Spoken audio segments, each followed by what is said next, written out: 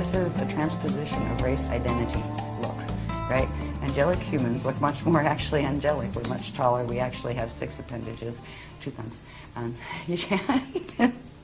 extra toe, and we're much taller and more fine-boned and that kind of thing. We come in all colors, right? All the skin colors, they were all, created there to be first.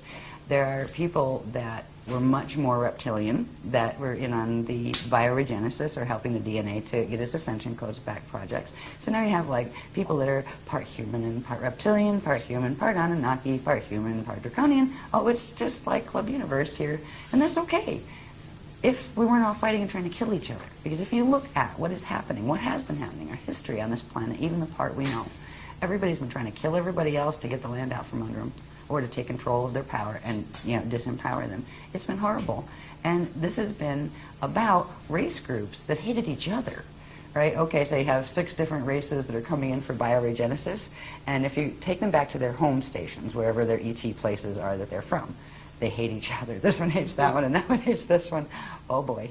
And the agreement is nobody's going to hate each other. We're all going to be nice. We're all going to do the Krystic thing here and learn to heal and let that go. And we're going to get our gene codes back. Yes, the good thought. Didn't work that easy because the others raided. As soon as some of their own that defected and came to get the healing of the gene codes, the parent races they came out of started coming in and messing with them and trying to get the human gene codes because the human gene codes are priceless. They had the Diamond Sun DNA, minimum 12 strand. Some of them had up to 48 strands, but they didn't see those very often on the planet.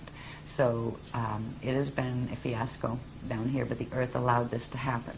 The Earth, as a being, allowed as long as time as possible. It allowed itself to be pulled into fall, but it will take the path of Kali Rama step back. It will not let itself be used and taken as food into the black hole system. So Earth is cooperating with us. So we're at an amazing point, is what all of this is about, an amazing point in human history, but also in galactic history. And the decisions we make now, still, even though there's these huge influences that do interrupt our free use of all of our abilities to do whatever the heck we want and manifest anything we want. Yeah, we're dealing with a planetary field here that's a lot stronger than our individual fields are. So we have free will within the parameters of the framework we're in. But there are still choices we can make. We can still choose which path we want to be on and take the steps that are a part of that path. There are things to do if you don't want your DNA to go 55 Metatronic in December of 2012. They're not that hard. There are some things you need to learn. There are some things you need to learn to do with your light body. You need to know what the hell a light body is. You need to know some of these structures. Yeah, you don't have to know every part and label every part. There's not a test at the end of it as far as, regurgitate the information. It's about getting the activations, getting your body healed enough to support your decision of the path you want to be on. It's like heart-wrenching because they think they're evolved spiritual beings, and maybe they were at one time or whatever, right, or in other dimensions they are, but you could just see that they've got no clue what they're dealing with. This is how Atlantis got to be what it was. It's that clueless naivety with a touch of arrogance added. Yes. That it's a lethal combination. You would think those would be an oxymoron. Yeah, you would think. Yeah, like they should repel like oil and water. How could one happen with the other simultaneously? But actually, it does. Yeah. Okay. I don't think you know it all. I mean, spiritual arrogance is a fascinating topic. That it's like a disease that goes throughout the community, and it's created a lot of problems with humans in between personal relationships, et cetera, and it comes in the strangest of guises. In other words, sometimes it looks like humility, but it's not. That's some of the most sort of insidious aspects of it. When it looks, oh my God, they're so humble and they're so sweet and this and that, and like they're the most diabolical character, and yet they don't even know it. This is where, and so you almost, it's funny because you can't get mad at them because they don't realize what they're doing. At least that's been my dilemma, with some of these people, and I my heart goes out to them because there's a being there who thinks they're doing the good thing. And probably more than one. Yeah, right. Yeah, right. Well, the other ones don't think they're doing the good thing. They know they're not, but it's yeah, they're doing a good job. Anyway. Is it plugged in? Yeah, I'm good here. We're all hooked up. Okay, so let's begin again. All right, we're on to a part now. We were talking about the distortions in the planetary grids. I'll put this on just to start that sequence, actually. This is just a little, both pictures put in one, where it shows the natural plane of a solar system the way it should be with the solar symbiosis, and it shows the twisted mess that our solar system is in, and up here shows the twisted mess that our planet is in as far as the grids and those things. Now, this information is built on understanding the base structures of what the planes are supposed to look like. We talked about the larger structures that were maps of the cosmos that showed the interactive gate maps built on the Cathara grid and all of that. We worked our way down through the probability structures and the galaxy and everything, got down to here. The next thing we're going to look at that's key to where, not only where we are, but where we're going, is part of the structures that have to do with the Earth planes themselves. If you take one stellar body, be it the sun or a star or the Earth, there's a set of organic planes that are created, and they're based on, hang on the next one, they're based on a template that looks like this. Now again, we're talking spheres within spheres as opposed to just flat things right on two-dimensional paper. This is called a Partiki body template, or a Partiki body.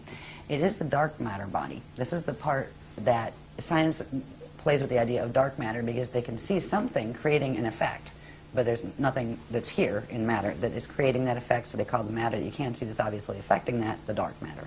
There is actually a substance that is called dark matter. It differs in certain qualities from the matter that you can see, and there are templates built on it. They occur in a certain stage of the creation process, and they're all interconnected with the other structures we've seen.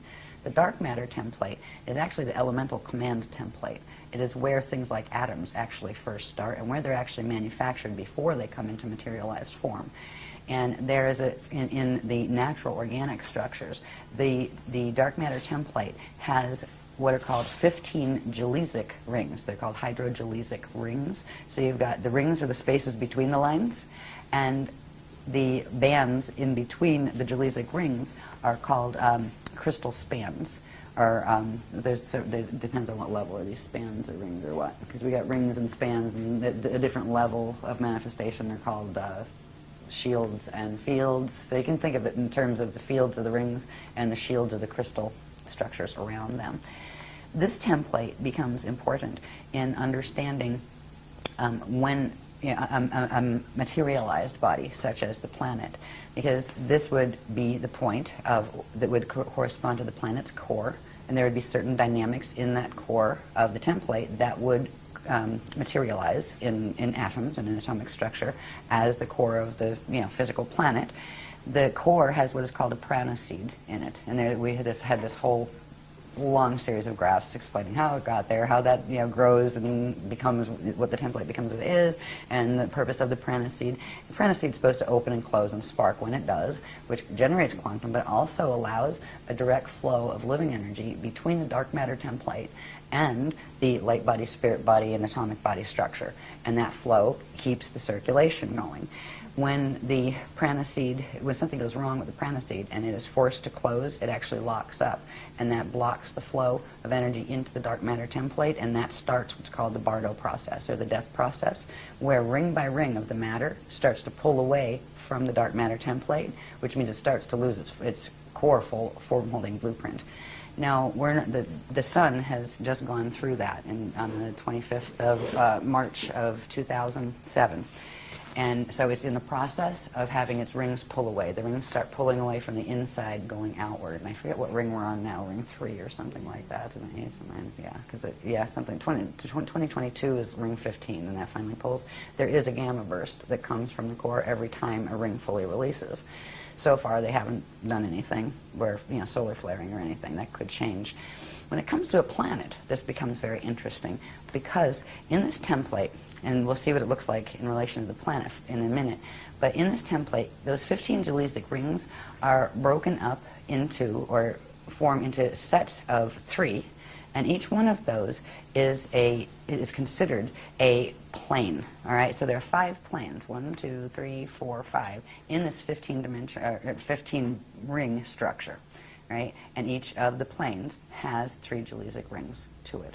This becomes important when we start to look at planet structure. When we look at the planet, and if you took a cross-section, you have the core of the planet, then you have the mantle levels, and you have the crust, then you have the atmosphere, and all the stuff that goes up to the magnetosphere. Right?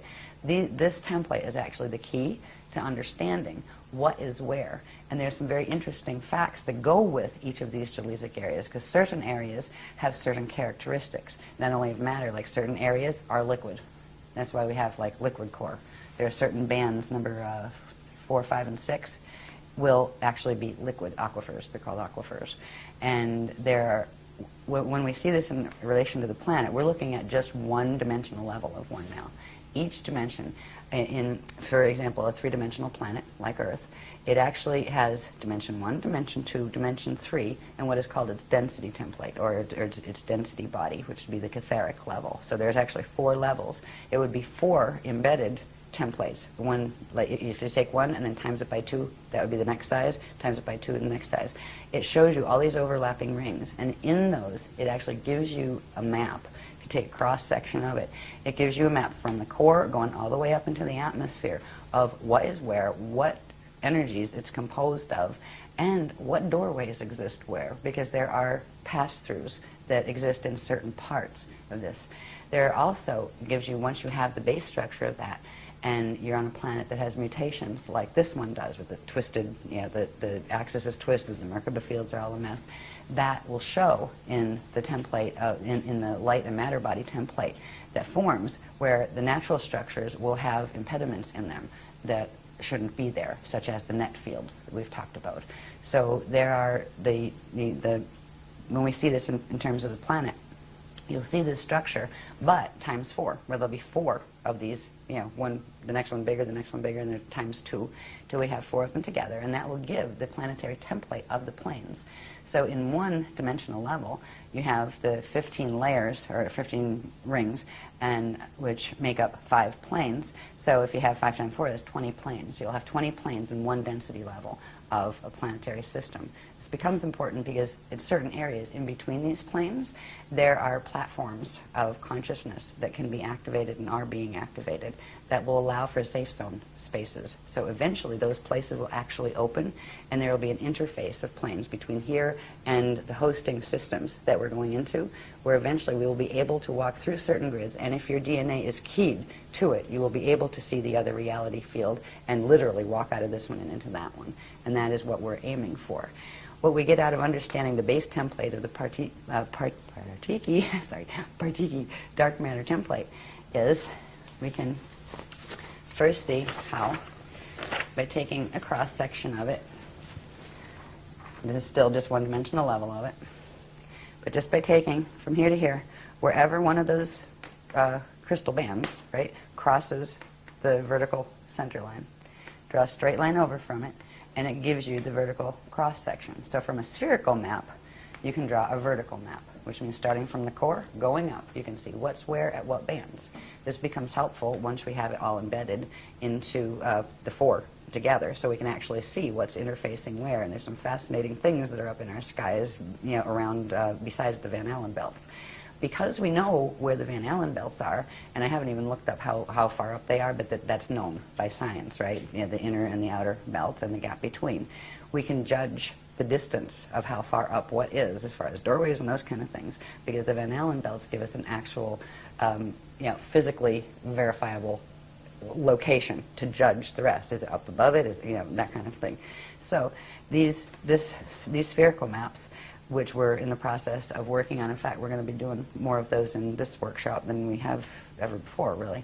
And the vertical maps, these are the keys to, if you're going to move into Ascension, where's the first place you're going to go? First, you're going to have to know how to get out of here. All right, I found a Stargate, now what?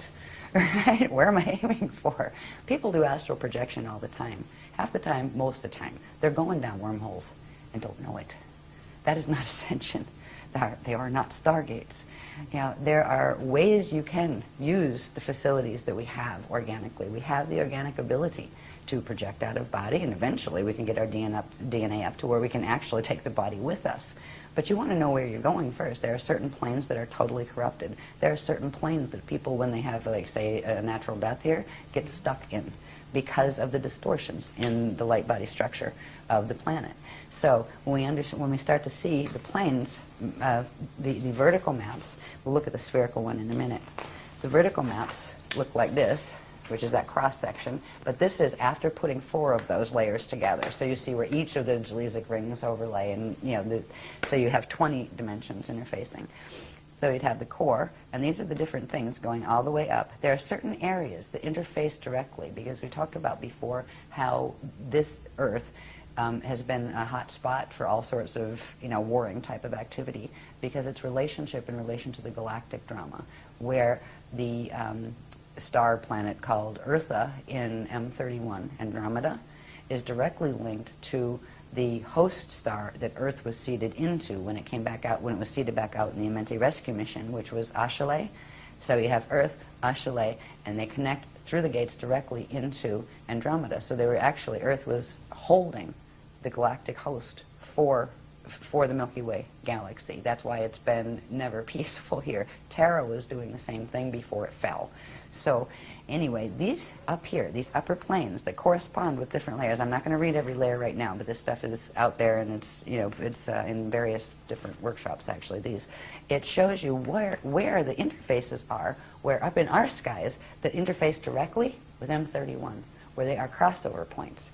There are certain things called aurora platforms that are in between, that are platforms that go through that space that I had mentioned. It's called the aurora continuum, that is between the outer domain radons and the middle domain edons, right? It's that transharmonic space.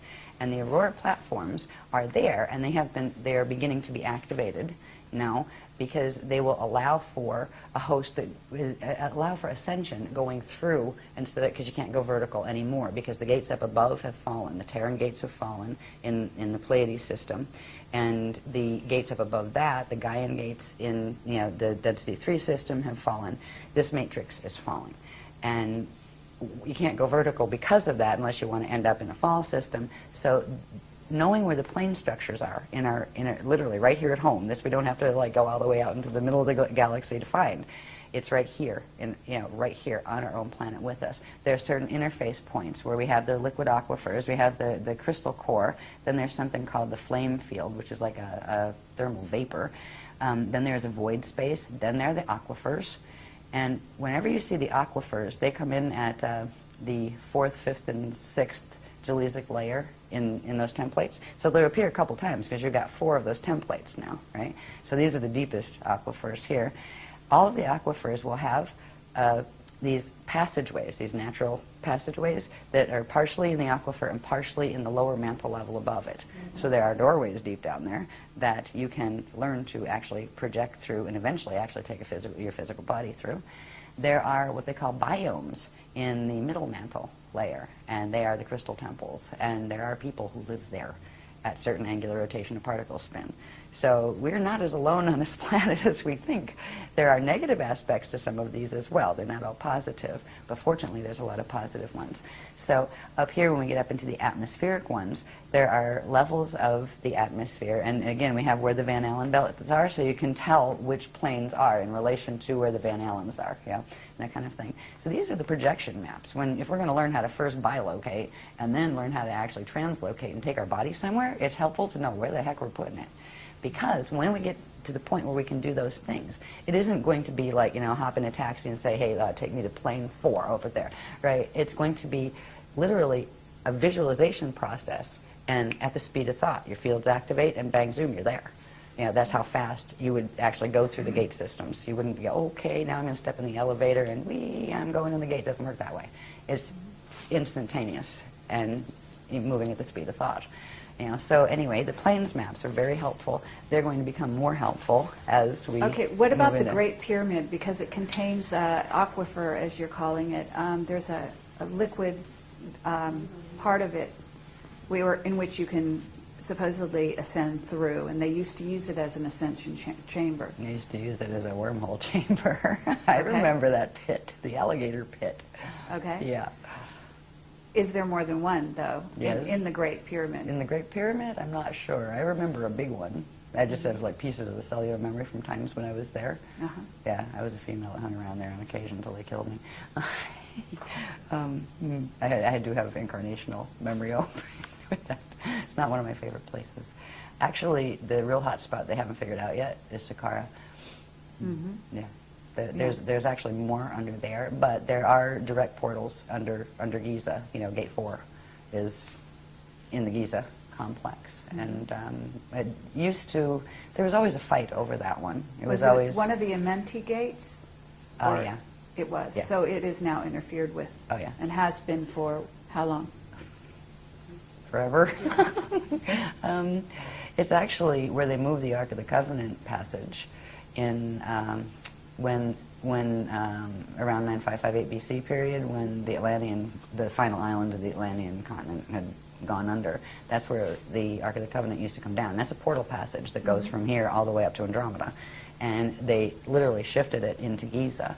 And then, of course, Giza became a real hot spot to try to have the other guys take it away from you and use it for wormholes, which there was always fights over it. There were ways to open it that would lead to the Ascension chambers, and there were ways to open it that would lead to the wormholes, and it was always very testy. But at this point, the Amenti gates fell in 2003 to wormhole control, the wormhole people control, which means the dark force, whatever you want to call them. I don't like to be insulting to them, but the self-serving ones, maybe, the Yes. ones, FAs. We just use that, just, fallen angelics, whatever. Okay. But yeah, Giza is intense, but Giza's gate it's taken over. It's one of the Amenti ones that's taken over. And we've actually had to recently assist the Guardians in bringing a portion of the Ark of the Covenant passage, literally shifting it back using Krystic Merkaba mechanics back to its old Atlantean location, which is now in the water. But it can come, there's an area where it can come down through, so we had a trip to Ireland that had to do with that. Oh, wonderful. Yeah, so there is a portion of the Ark of the Covenant passage that is still secured. And that means there's a part of the race morphogenetic field that is still secured, that is not completely under control. If you read in the Voyager's books, it explains the things that are supposed to happen with the Ark of the Covenant and all of that stuff. Mm-hmm. Well, the blue flame that was coming down from Terra is now reversed, which means it's carrying the opposite, the reversed coding, which goes with the wormholes, because of what happened up in Density 2 and Density 3 in the last several years. So right now we are doing the silver flame activations, where the Guardians have pulled a portion of the race morphogenetic field, angled it, because it's still in the core, but they've angled it. So it's the passage that goes with it is no longer coming down there, so it won't receive the blue flame. It'll receive a higher level one that is called the gold and silver one flame, which is the one that actually allows the activations that will allow for the transharmonic as opposed to just harmonic activation of the fields in Ascension. Okay. So it's been very complex, like the dynamics. Yeah, okay. No, but that's good. That's very good information.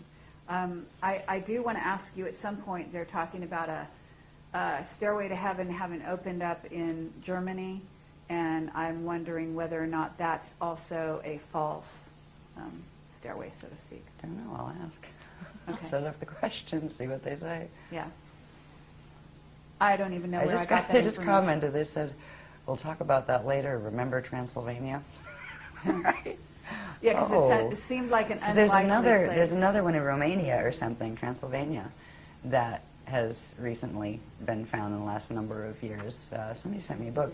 Yeah, Sarah sent me a book on it because she wanted me to know about that, and I asked the beloveds. And these things are I think, these are connected to the things we're going to learn about in this next workshop, that are the 12 plus 24 of the ancient arrow sites that originally were Guardian sites, but some of which got compromised. So I wouldn't doubt that it has something to do with that, but I haven't heard anything about it yet, but that doesn't surprise me. Half the time it's like, you just heard about it, and here's the dispensation. That goes that way. So we'll see if it pops up, but if not, I'll put it on the list of ask them about that, and if they want to comment, they will, and if not, they'll say not at this time. I don't think that this is a positive. That was my understanding, is that it's been created, actually it's been created by governments that are working with probably with the service to self group. Yeah. That would be my gut feeling on it too. Yeah. But I kind of put that, I call it file 13. I won't make a judgment on it until I get, direct from them or something, yeah. But I wouldn't be too hopeful, As far as all sorts of things like that, at this point, you're just going to go, yeah, right. Here goes another, FA activation. Great, another wormhole's activated. Great, they're doing another big meditation. Oh, wonderful. Well, and they're also, supposedly well. like an insider. They're selling tickets to. I mean, it's a crazy, not literally selling, but for insiders and so on and so forth. And it's just a piece of information that I got. I can't even remember where. I remember one person who was doing these, secret, big, important meditation groups with her ET channel people, and you were required to send hair for DNA. I went, no thanks. That's not a positive. Right. Yeah. Anyway, to each his own. I'll stick with my diagrams and the guardians. When we get through the structures that we were talking about in the vertical maps and look at this in terms, now this is just a black and white copy, I don't have this in color yet, but these are ones we're just actually bringing out in, we've brought out the material before, but the diagrams you could actually read because they're clear enough because they typeset them for me. This is showing the spherical map, right? And we saw the little one before that was just like a cross-section, right? This is showing the spherical map. And when you look at these more closely, I'm not going to analyze this here. There's other things that, we've gone in depth, other workshops have gone in depth in these. But here's where you'd have the Van Allen belts coming in, right? So that gives you, all right, that's up in the air. Coming closer down here, this is the D2 crust. That's what we're standing on. The D2 area, we're actually in D2, right? That's the telluric realm, and that is what we perceive as solid from the state of mind, the D3 atomic level. So we always see, you see as solid, what is exactly one dimension below your state, right? And we are stuck in the D3 state because of the DNA, so we are seeing the D2 level as solid. So this is the D2 crust we're on. This is then you'd have the level of the mantles going down. You'd have the aquifers inside there. The crust level always shows up at the outer ring around the 9 level, right? And that always shows up at this point inside of one of the Cathara grids. And that applies all the way up. The mental body layer of the planet, this is the physical emotional body layer. The next one up would be the D3 grid, that's up here, and there would be the specific areas where the crust of the mental body is, where if you went into the atomic state of matter, that would be physical to you. If you went into D4 or even density level consciousness, which is the one step up, you would see that as physically solid, right? These are reality fields that are going on around us all the time, and they are populated as well, right? And sometimes we get visitors from them. Not all of them are positive. They started out that way, but there are these things here, 1, 2, 3, and there's actually one that runs up in here. These are net bands. We've got the, which one's that, the Dermanet? Yep, the D1 Dermanet, which is an etheric net. That runs, where, let me see what level is this in, because you can find exactly where they're running. Let me find my crust again. That's the D1 crust, sorry about that. This is D2. And look, this is a little bit blown up from the smaller map I was working with. Here's the D2 crust. That was the D1 crust I was showing you before. This is the D2 crust. The Dermanet runs literally halfway down in the upper mantle and halfway up to the ozone layer.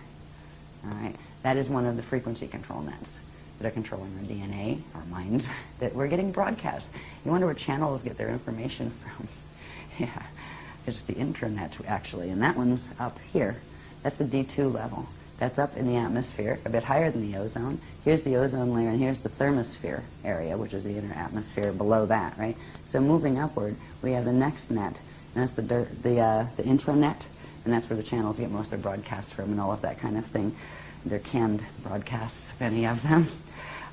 These, if you follow it around, where's the Van Allens?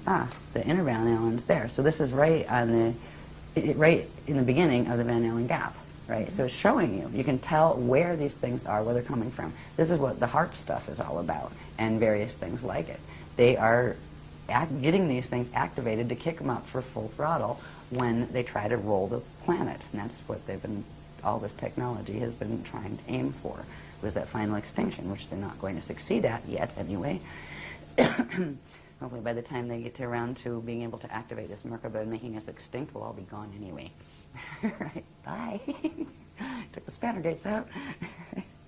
So up here we have, this is the one that corresponds with the next level, which is called the density grid. That's the etheric level of matter in the planes. This one is called the ego net, epigenetic overlay net. That is the one that controls the chemical sheath around the DNA that actually tells the DNA what to do.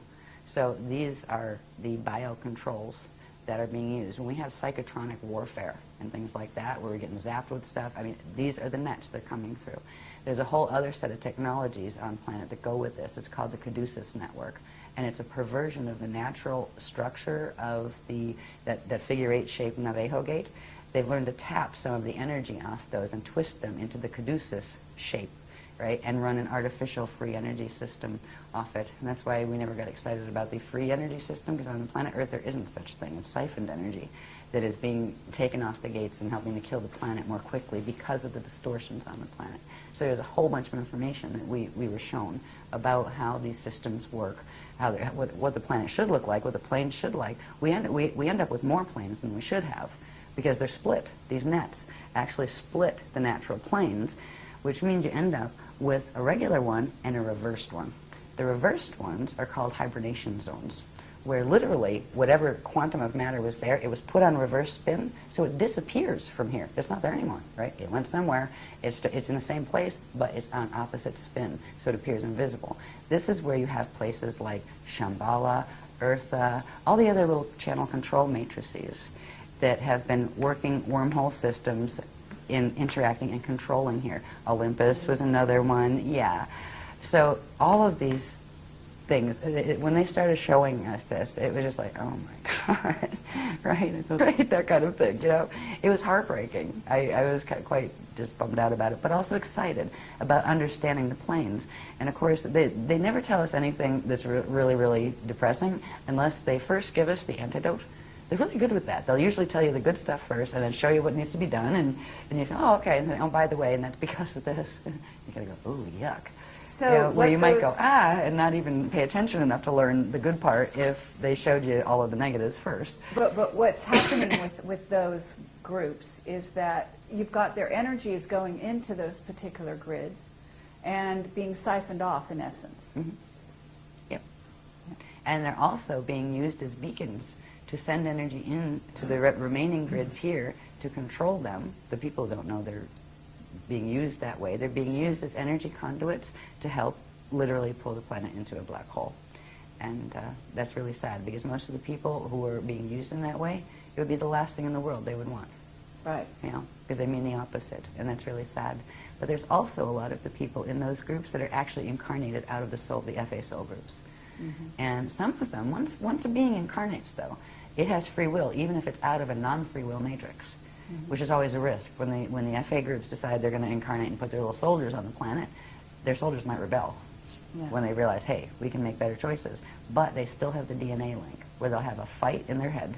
You know, one part of them pulling in this way, the other part that way. It's really, really difficult for people who are born with greater degrees of Illuminati gene code, because the Illuminati gene code is what plugs into the FA matrices. Mm-hmm. And nobody ever comes in alone here. We all have, we came from someplace, and we all have family groups and that kind of thing. Mm-hmm. And if you happen to be out of an Illuminati family group that's a control matrix that doesn't give you free will and that kind of stuff, they will give you a hard time if you try to escape from them here, but that doesn't mean you can't, because you can. And there are certain things you can learn to do with your bioenergetic, I'm talking so fast, I'm tripping, with your bioenergetic field that will allow you to slow down their ability to push you and to make sure they don't come in your body and just take you over and that kind of stuff, because they can do that. And it's a pretty standard way of how Illuminati deal with their, renegades. They don't give them a chance to be renegades. So anyway, these planes are here, but they're the negative ones. The positive ones are here. There are these aurora platforms that connect into the aurora continuum. And we've been progressively giving technologies and techniques to work with our biofields and in our bodies and our various levels of our bodies to bring in the currents that will allow us to begin to be able to go into these spaces, or actually more so open up these spaces where they're in the same place as the other spaces, but you could have two people standing next to each other, one activated to this time wave and one to that, and they'll see completely two different things. Right now, we're all seeing the same thing because we're all stuck in the time wave that's being run by the Metatronic clock down here. As soon as this other time wave starts coming in, there will be another option. And if we work with technologies that bring that other time wave into our bodies, that's why they give us techniques. I mean, every workshop, there's tons of techniques. We must have thousands of techniques by now, I think. Yeah, they progressively help to fix this part of the light body, then this part, piece by piece. We've been putting ourselves back together, you know. But eventually what this will look like, what slide will look like, is you'll have yourself activated to a certain level, and you will see a gate, and the person next to you won't even see it. You'll walk through it, and you'll disappear, and they won't know why. That kind of thing. And you'll end up where you would, there's a place they're going to have that's actually called the mirror ball zone that we're going to learn about in this coming workshop, and I just know a little bit about it, but enough to know what its end result is going to be. There's going to be a place with the higher earth planes that we've talked about that are invisible to us right now because they're on the other side of the nets. They're free from the nets, and we just don't see those matter layers because of the nets. There's going to be a place where part of those planes blend with part of our planes, and there's going to be a blend field, and if you have the activated blended time wave, you will be able to see both and switch between them, which means you would be able to slide from one reality field to another. And that is the first step in ascension from here. The next step would be getting to the point where you could make it permanent. Because as long as your body is still partially running the time wave here, which means as long as you still have that cell donated by the piece of cell from your mother and your father, as long as that cell is still there and not released, you will be bound to the time frame of the planet in which that conception occurred. Right, so first we learn to slide, and then we learn to span, which is do the transfiguration and free that, so we are literally free to go into the living universe through the ascension passages. And that's what we're working on. It's the real deal. And I know it is. I remember teaching this in Egypt. I remember teaching this in India. I remember teaching this in Atlantis and in Lemuria and on Procyon. And other, you know, it's the same thing we've been teaching over and over and over. It's the same thing that Jeshua tried to teach back then in the Jesus period. That was the person they called Jesus in these days. It was the same thing that before him, there were people in India that were trying to teach. These are the teachings. They belong to everyone.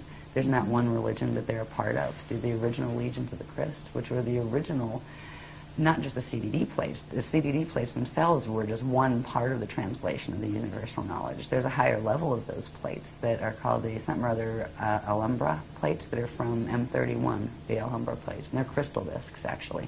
They're just starting to release information from those. When the solar crisis happened and it went into evac, they started bringing in the higher level information that had to do with the spanners, gates, and all of that stuff, because you weren't going to get out on the regular level of vertical ascension. You had to do the go in between in the aurora zone. Okay, so it's fascinating. Actually, anyway. I do have a question about the CDT plates, as you call them. Yeah. My understanding is that these are actually physical, or at least they're in the 3D world here on the planet, and that originally those plates were in Hawaii. They're hidden in Hawaii. Is that correct? Not all of them. They're hidden in different places, but they would often take me to the Hawaii center they have. Well, through the Hawaii portal. It's actually the place they took me to is in the year 6,529 or something of Earth, but higher Earth. It's in the higher Earth planes. And before, when they were talking about it in the books, they hadn't made the distinction between the lower Earth planes and the higher yet. That came much later, after we had things like this to show, what switched in what direction. But that's where they were taking me, and it was in those experiences that they allowed me to hold them. So I actually felt them and knew they were real, so I didn't think I just dreamed it, that kind of thing, because I knew, I was like, I'm dreaming about it. No, you're not dreaming about it. You touched it. No, I didn't. Yes, you did. Did I do it again? Yes. Right. Yeah. I haven't, I've had bilocation experiences so far with the crystal ones, the ones from Andromeda, but I haven't physically held one of those yet, but I'm excited. There's books that are supposed to come off those. The Kali Shatari book is going to be very special. It's the holy book from, one of the holy book series from Andromeda, and they're holy because they explain our relationship with Source. They explain the paradigm that all of this is about, and this belongs to everybody. You can take it or leave it, but it is the way the universe works, and you can work with it or against it, and there's no big God that's going to get mad at you if you do something a different way, or you go in the opposite. If you act in ways that are opposite to the will of Source, which was a loving will and giving free will, the universal matrix itself, just the energy dynamics it's set up on, to be eternal, will give you consequence to action. And if the worse your actions get, the worse your consequences are going to get. And if you end up with yourself in a black hole and you're going to go in space dust return, it isn't because God did anything to you. It isn't because somebody else did. It's because you got yourself a bit twisted in how you were acting, and you were getting the feedback. What goes around comes around. What you're putting out, you're going to get back. And there's nobody that can buffer you from that. You can, pray and do 500 Holy Marys, and it's not going to fix that. It's being able to hold the frequency, because whatever frequency you're holding and however you're acting and thinking and acting, like conducting yourself energetically, will be the consequence you get back. And there's really nothing that can stand between you and it. And that was the agreement coming into materialization for everybody the first time they came in from the God Source consciousness field. So there's no big, bad, angry God in the sky, which is nice to know. It's a relief after all the religions telling us there was. These also become flat maps, which of course would be maps like you would get, at the store, right? It's a globe turned flat, and they do have the Mercator adjustment, for the sphere kind of thing. So this, there's a lot on this. That's why it's a bit hard to see, but if you look closely, you can see it. This is actually showing where the old Atlantean continent was in the Atlantic Ocean there. It's showing where old Lemuria was, right there. It's showing a number of things. Here's the United States over here, right, in Florida down there. And here's Africa and Europe and stuff up here. All right. Now, these things here are interesting. This is the equator line, right? Now, if we look up here at the sphere, right, there's a little sphere up there representing the globe. The staff line is the vertical line, right? And that would be the axis that it's rotating on, the planet's rotating on. And then there's the chamber that runs front to back. And then there's the rod that runs side to side, east to west. These are all twisted up right now, by the way. They're not, like east is not east, west is not west. And we're upside down, actually, in terms of the natural, the greater maps that our universe is a part of. We're actually, like for Eartha, for example, Eartha is still in its natural position in M31 in relation to the larger maps that's a part of. Its north plugs into the center points, and that's where those Cathara grids come in. The north, the top is north, is true north. Eartha in M31 still has its north in the north position. Our north is actually our south. We're literally upside down and then shifted 23.5 over. So it was 180 plus 23.5 shift.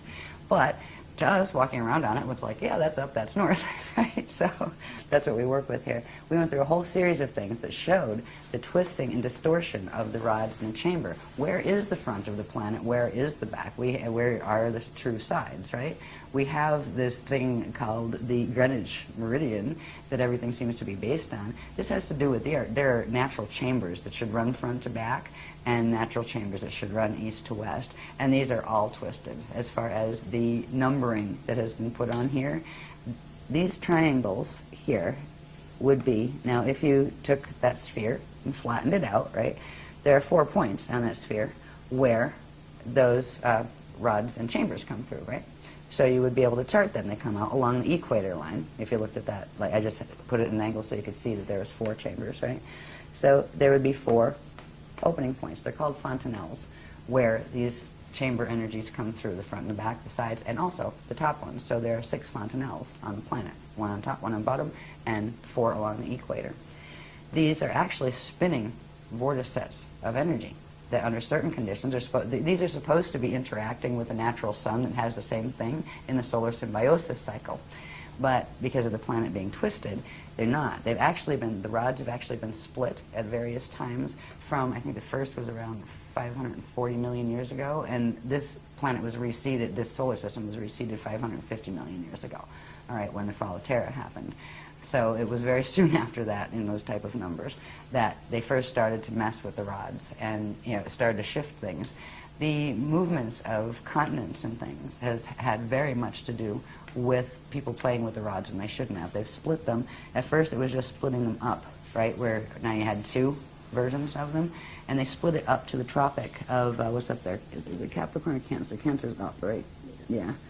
So they split them, and instead of running on the equator, there's a set that runs on the Tropic of Cancer, And then the other guys, I forget if it was the green, I would call it the green team and the red team. The green team are the Anunnaki and the red team are the Tracks, right? The green dragons and the red dragons, etc.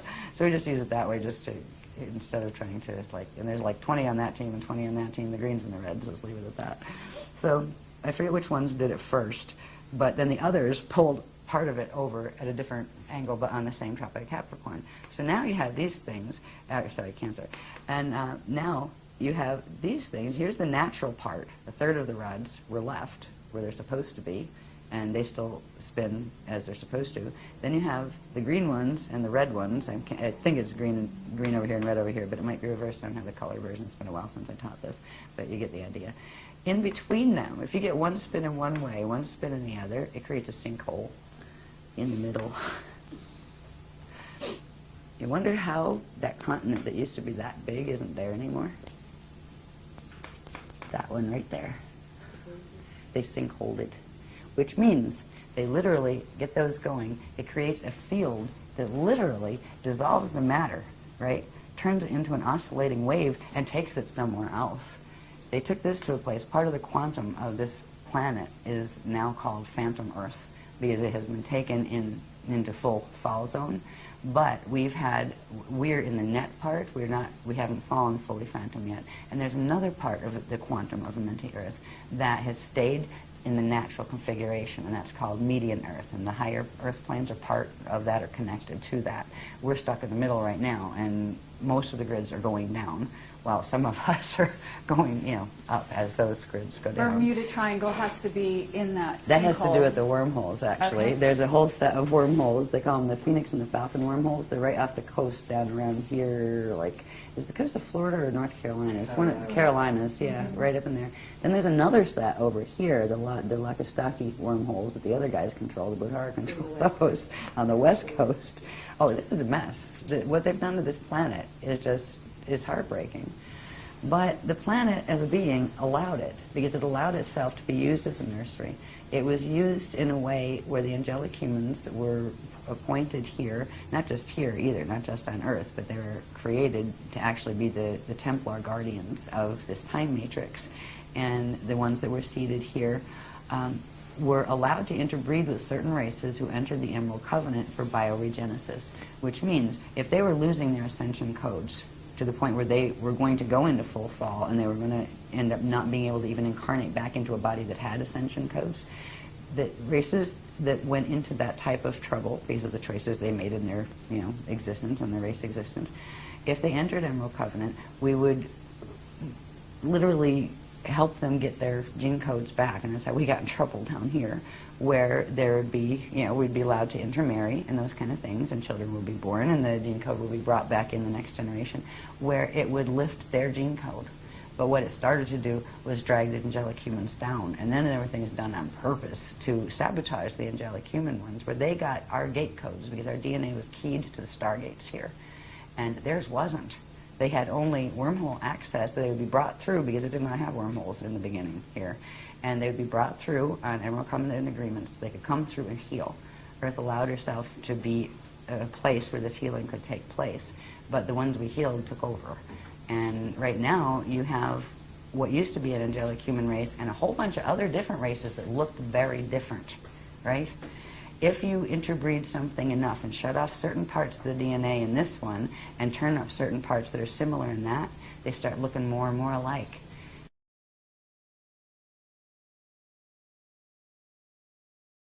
This is a transposition of race identity look, right? Angelic humans look much more actually angelic. We're much taller. We actually have 6 appendages, 2 thumbs. An extra toe, and we're much taller and more fine-boned and that kind of thing. We come in all colors, right? All the skin colors, they were all created there to be first. There are people that were much more reptilian that were in on the bioregenesis or helping the DNA to get its ascension codes back projects. So now you have like people that are part human and part reptilian, part human, part Anunnaki, part human, part draconian. Oh, it's just like Club Universe here, and that's okay. If we weren't all fighting and trying to kill each other. Because if you look at what is happening, what has been happening, our history on this planet, even the part we know, everybody's been trying to kill everybody else to get the land out from under them. or to take control of their power and, disempower them. It's been horrible. And this has been about race groups that hated each other. Right? Okay, so you have 6 different races that are coming in for bioregenesis, and if you take them back to their home stations, wherever their ET places are that they're from, they hate each other. This one hates that one, and that one hates this one. Oh boy. And the agreement is nobody's going to hate each other. We're all going to be nice. We're all going to do the Krystic thing here and learn to heal and let that go, and we're going to get our gene codes back. Yes, the good thought. Didn't work that easy because the others raided. As soon as some of their own that defected and came to get the healing of the gene codes, the parent races they came out of started coming in and messing with them and trying to get the human gene codes, because the human gene codes are priceless. They had the Diamond Sun DNA, minimum 12 strand. Some of them had up to 48 strands, but they didn't see those very often on the planet. So it has been a fiasco down here, but the Earth allowed this to happen. The Earth, as a being, allowed as long as time as possible. It allowed itself to be pulled into fall, but it will take the path of Kali Rama step back. It will not let itself be used and taken as food into the black hole system. So Earth is cooperating with us in this whole hosting movement. Earth doesn't want to hurt any of the beings that are on it, including the ones that have hurt her. The Earth is an amazing consciousness. And I remember a couple times I was just feeling so awful about, oh my God, our poor Earth, what are they doing to our Earth, And I could feel, and I got kind of like a verbal translation, because I have like this translator aspect to my consciousness that can take the direct impression. It says, don't cry for me, I'm all right. I'm choosing this path, I'm okay. But you need to be okay, and you need to help them be okay. And I was like, okay. It helped, and I knew it was coming from the Earth consciousness, and asking me to raise my consciousness up a little bit more. And even though it looks like a horrible thing, and it's not a pretty thing, it's not pleasant. It would have been nice if Earth could have done her whole ascension thing, but Earth feels that this was the best she could do for the races she agreed to host, that she looks at all as her children. And that, it's like if you were a being, I call her she, she's really a he, she, it. It's a consciousness field. It doesn't have gender really in that way. But the Earth loves its children. And if this is the best it can do, it doesn't want to abandon the children. They're going to fall. It could have shaken them off like fleas a long time ago, but it didn't, because it loves them. So this is an agreement of a very, very high order with a being that calls itself a planet, and a bunch of races that are trying to heal. It's just when you're stuck in one of the little bodies as one of the beings in one of the races watching it, it can look very scary or harmful or, gosh, that's terrible. Yeah, very diabolical. But this is an interesting dynamic to think about, which is that the Earth has chosen this path, the one we're talking about here, and allowing this, what you're calling an evac for the next 200 years, to allow the beings that want to get out of here and go other places to do so with their bodies or with just their light body. I think that is also a choice that we haven't talked about. Well, right now, we still have the potential to heal the gene code enough where we can actually do physical ascension. I understand. That will change very abruptly on December 21st, 2012, unless we do stuff before the fact to stop what's going to happen in the planetary grids then. Because right now, the human DNA is keyed to the planetary grids, and the majority of those grids are going into the 55 Death Star activation. It won't complete, but it will be enough to shut down the ascension codes in the biological bodies permanently. But I do know that somebody, might not be our group, we might be too old and tired, honestly, I don't know, because you use up enough of your quantum, and even if you can get your, put your DNA back together, you're just too bloody tired, right? So it's easier to bardo out and just get your spirit out and free yourself from the body, yeah. So we're not sure it's going to be, our group, it might be the next generation. Sure. But there needs to be a group that does this, because if not, the human race will become extinct. If there is not at least a breeding set brought off planet physically with the ascension codes restored, what the human race was will no longer be, because it will have been mutated into something completely different, and those potentials will be lost. It will become extinct. Now, the consciousness will go in various places, but the race as a line in and of itself would become extinct. And that is not desirable, because there are still a lot of beings in the cosmos that think the angelic human race was a pretty darn good race. The Anunnaki aren't too thrilled with us, but there's a lot of beings that think it's a prototype gene code worthwhile having. And so somehow there's going to be at least a small group of people who do get off into full ascension, get off this planet into full ascension. The rest will stay here. Some of them, after the host, after the gates close, the planet's still going to be here. There's still going to be people on it. But it's going to become more and more obvious, if it hadn't already, that being here very long isn't going to be an option. So there's going to be a huge rush for who can get in the air the fastest and out of the solar system, because they're going to realize what is occurring with the sun. There's going to be a But you're galactica talking type about, scenario. in that case, they actually, their choice is only to go by a vehicle, physical vehicle. That's what they will try to do. The ones that who will end be up left. staying here, and there'll be grid wars But over who won't- has the resources But to will there build enough be any ships to get off. positive groups, any groups taken off by positive beings at that time? Right in at the end, vehicles? the vehicles would serve one purpose. If a being didn't have the ability of the DNA to pass through the gates, but still it was close, there's a certain level of protection and kind of like atmospheric support that the vehicle, especially the plasma ships, which are different than just metal ships, that they can afford a being. But they can't be permanent. It has to be a being that would be able to, if you get them through, they have to be able to move through and hold the change on the other side, right? So it would, if they could do that, yes. If not, they would just assist them off. Once the body died naturally, they would assist the soul out, or not the soul, because the soul's on density too, the consciousness out of this level. Right, so, but that's 200 years from now, as long as everything holds. Okay. I'm not going to spend a lot of time on these. I just wanted to show the fact that they exist and how these pieces fit together. We're down on the planetary level now. We looked at the planetary rods and the split rods and how they form sinkholes and all that kind of stuff. There's specific locations, longitude, latitude, of these things that, this information is published. I think it's one of the Sliders' more recent workshops. I think this was the Ireland workshop. But if you take one of those, those 4 fontanelles, right, where the rods of the chambers come out, each one of those points is a very specific point on the planetary grids, and longitude, latitude can be found. So we do have the longitude and latitude of those vortices.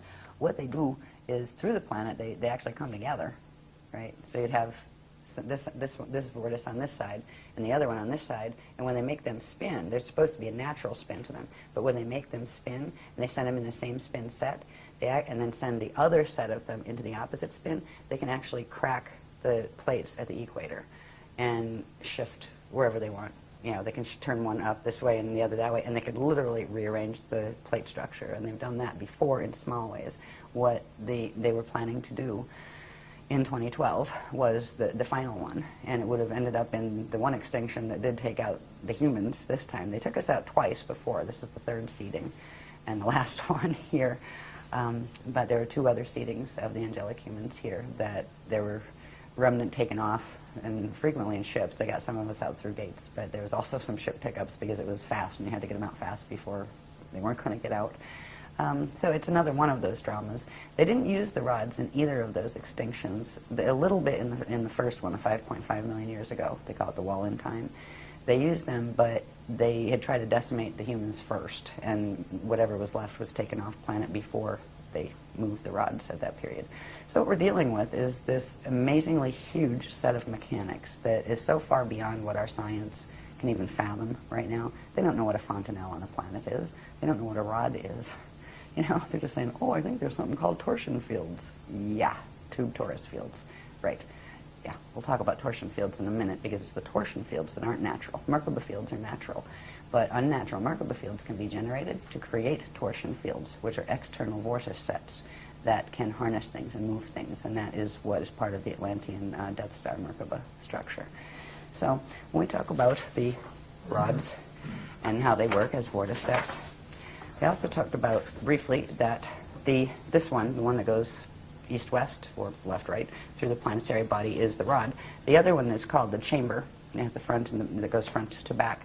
And that also comes out. This opens, this natural chamber at certain points opens. The rear part of it is referred to as the Bardo chamber.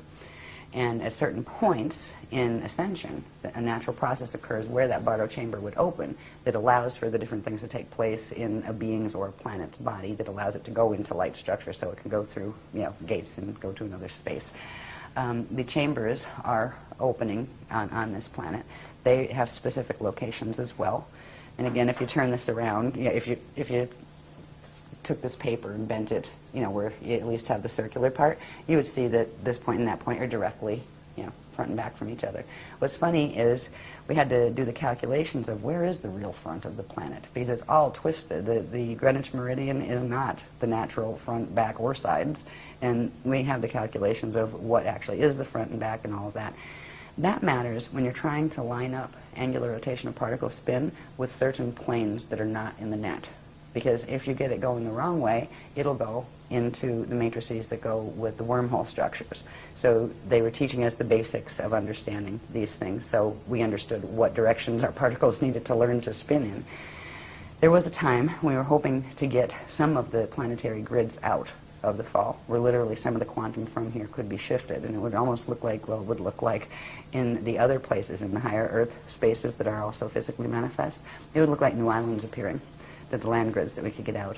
The chance of doing any of that now is very, very slim because of the thing that happened with the sun, the solar issues, and also the activation, the 55 activation that's going to take place in 2012.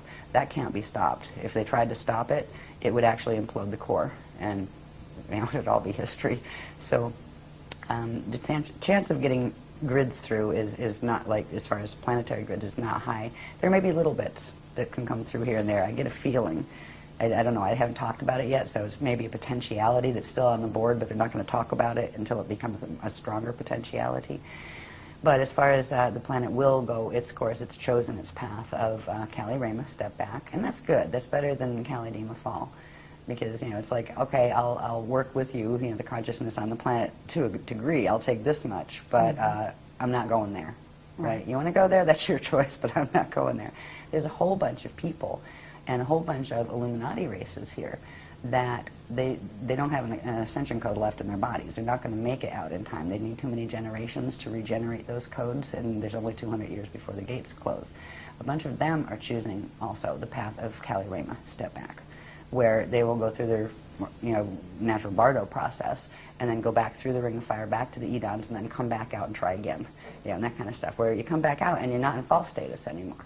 Then it's kind of clean slate, and okay, your choices again will bring the consequence. So you have a chance to get the ascension abilities back, but you come back to where you started, like the frequency level where you started. So it's you don't get to like come back and I'm up here now. No, you'll come back in the same frequency zone that in the outer domains as you left in Kali-Rama. So we're at an amazing point, is what all this is about. An amazing point in human history, but also in galactic history, and. The decisions we make now, still, even though there's these huge influences that do interrupt our free use of all of our abilities to do whatever the heck we want and manifest anything we want. Yeah, we're dealing with a planetary field here that's a lot stronger than our individual fields are.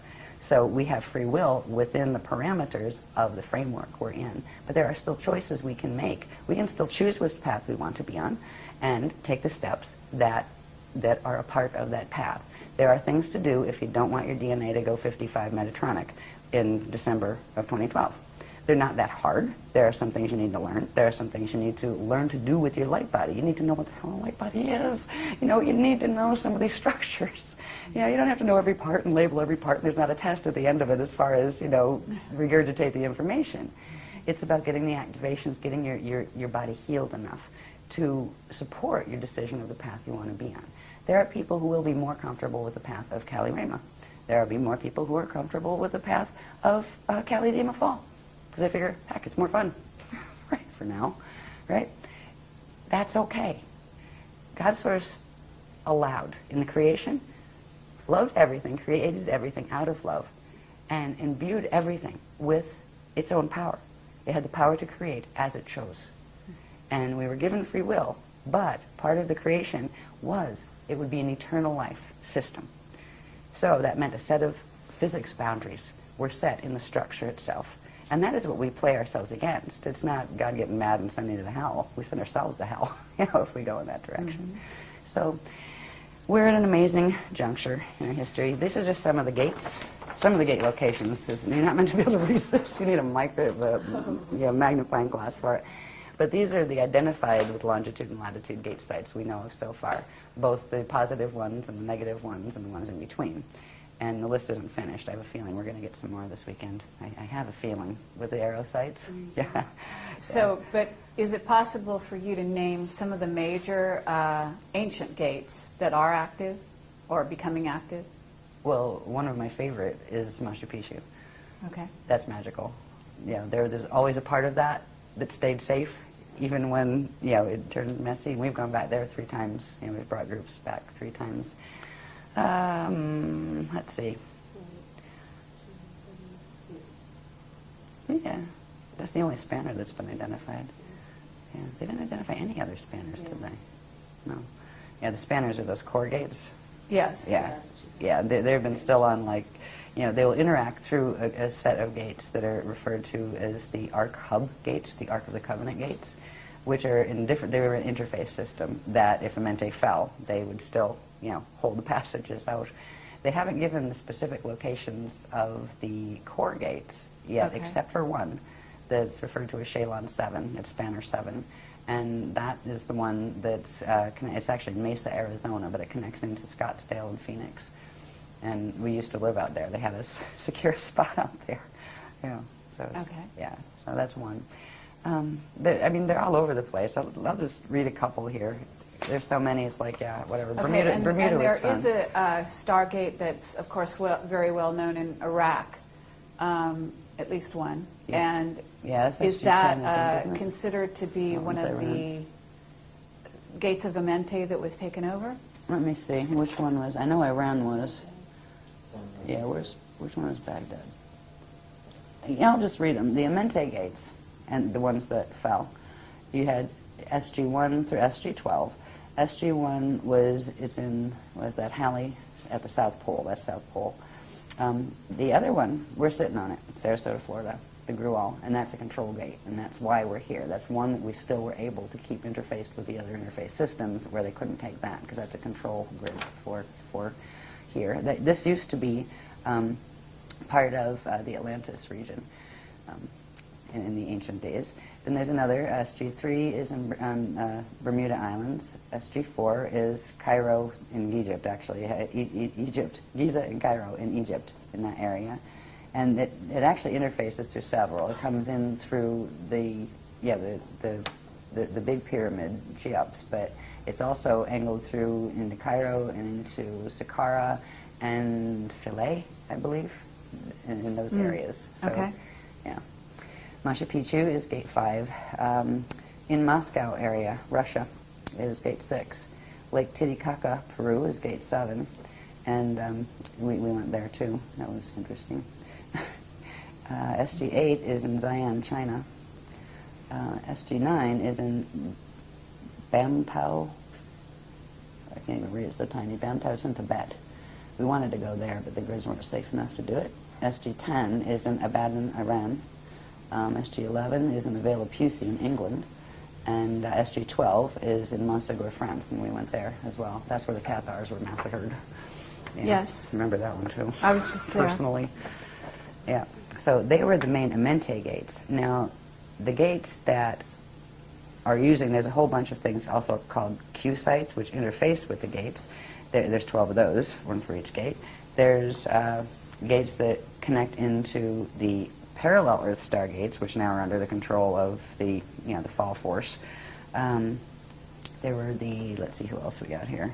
The ones we are using now, there's a couple sets that interface. They're called the Ark of the Covenant hub gates, or the Ark hub gates, and the Polarian gates, which are a set of Polarian gates that interface through that Aurora time continuum that I was telling you about.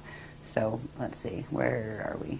Oh yeah, and there's the Trinity gates. They're the ones that actually will step down to a D3, because most gates you need a minimum of a D4, but usually D6, six-strand activation to take a body fully through.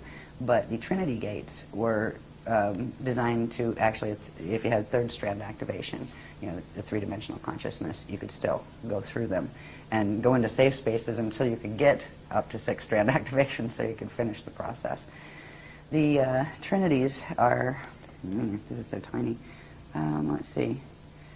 Trinity 1 is Malibu Beach, California, Malibu.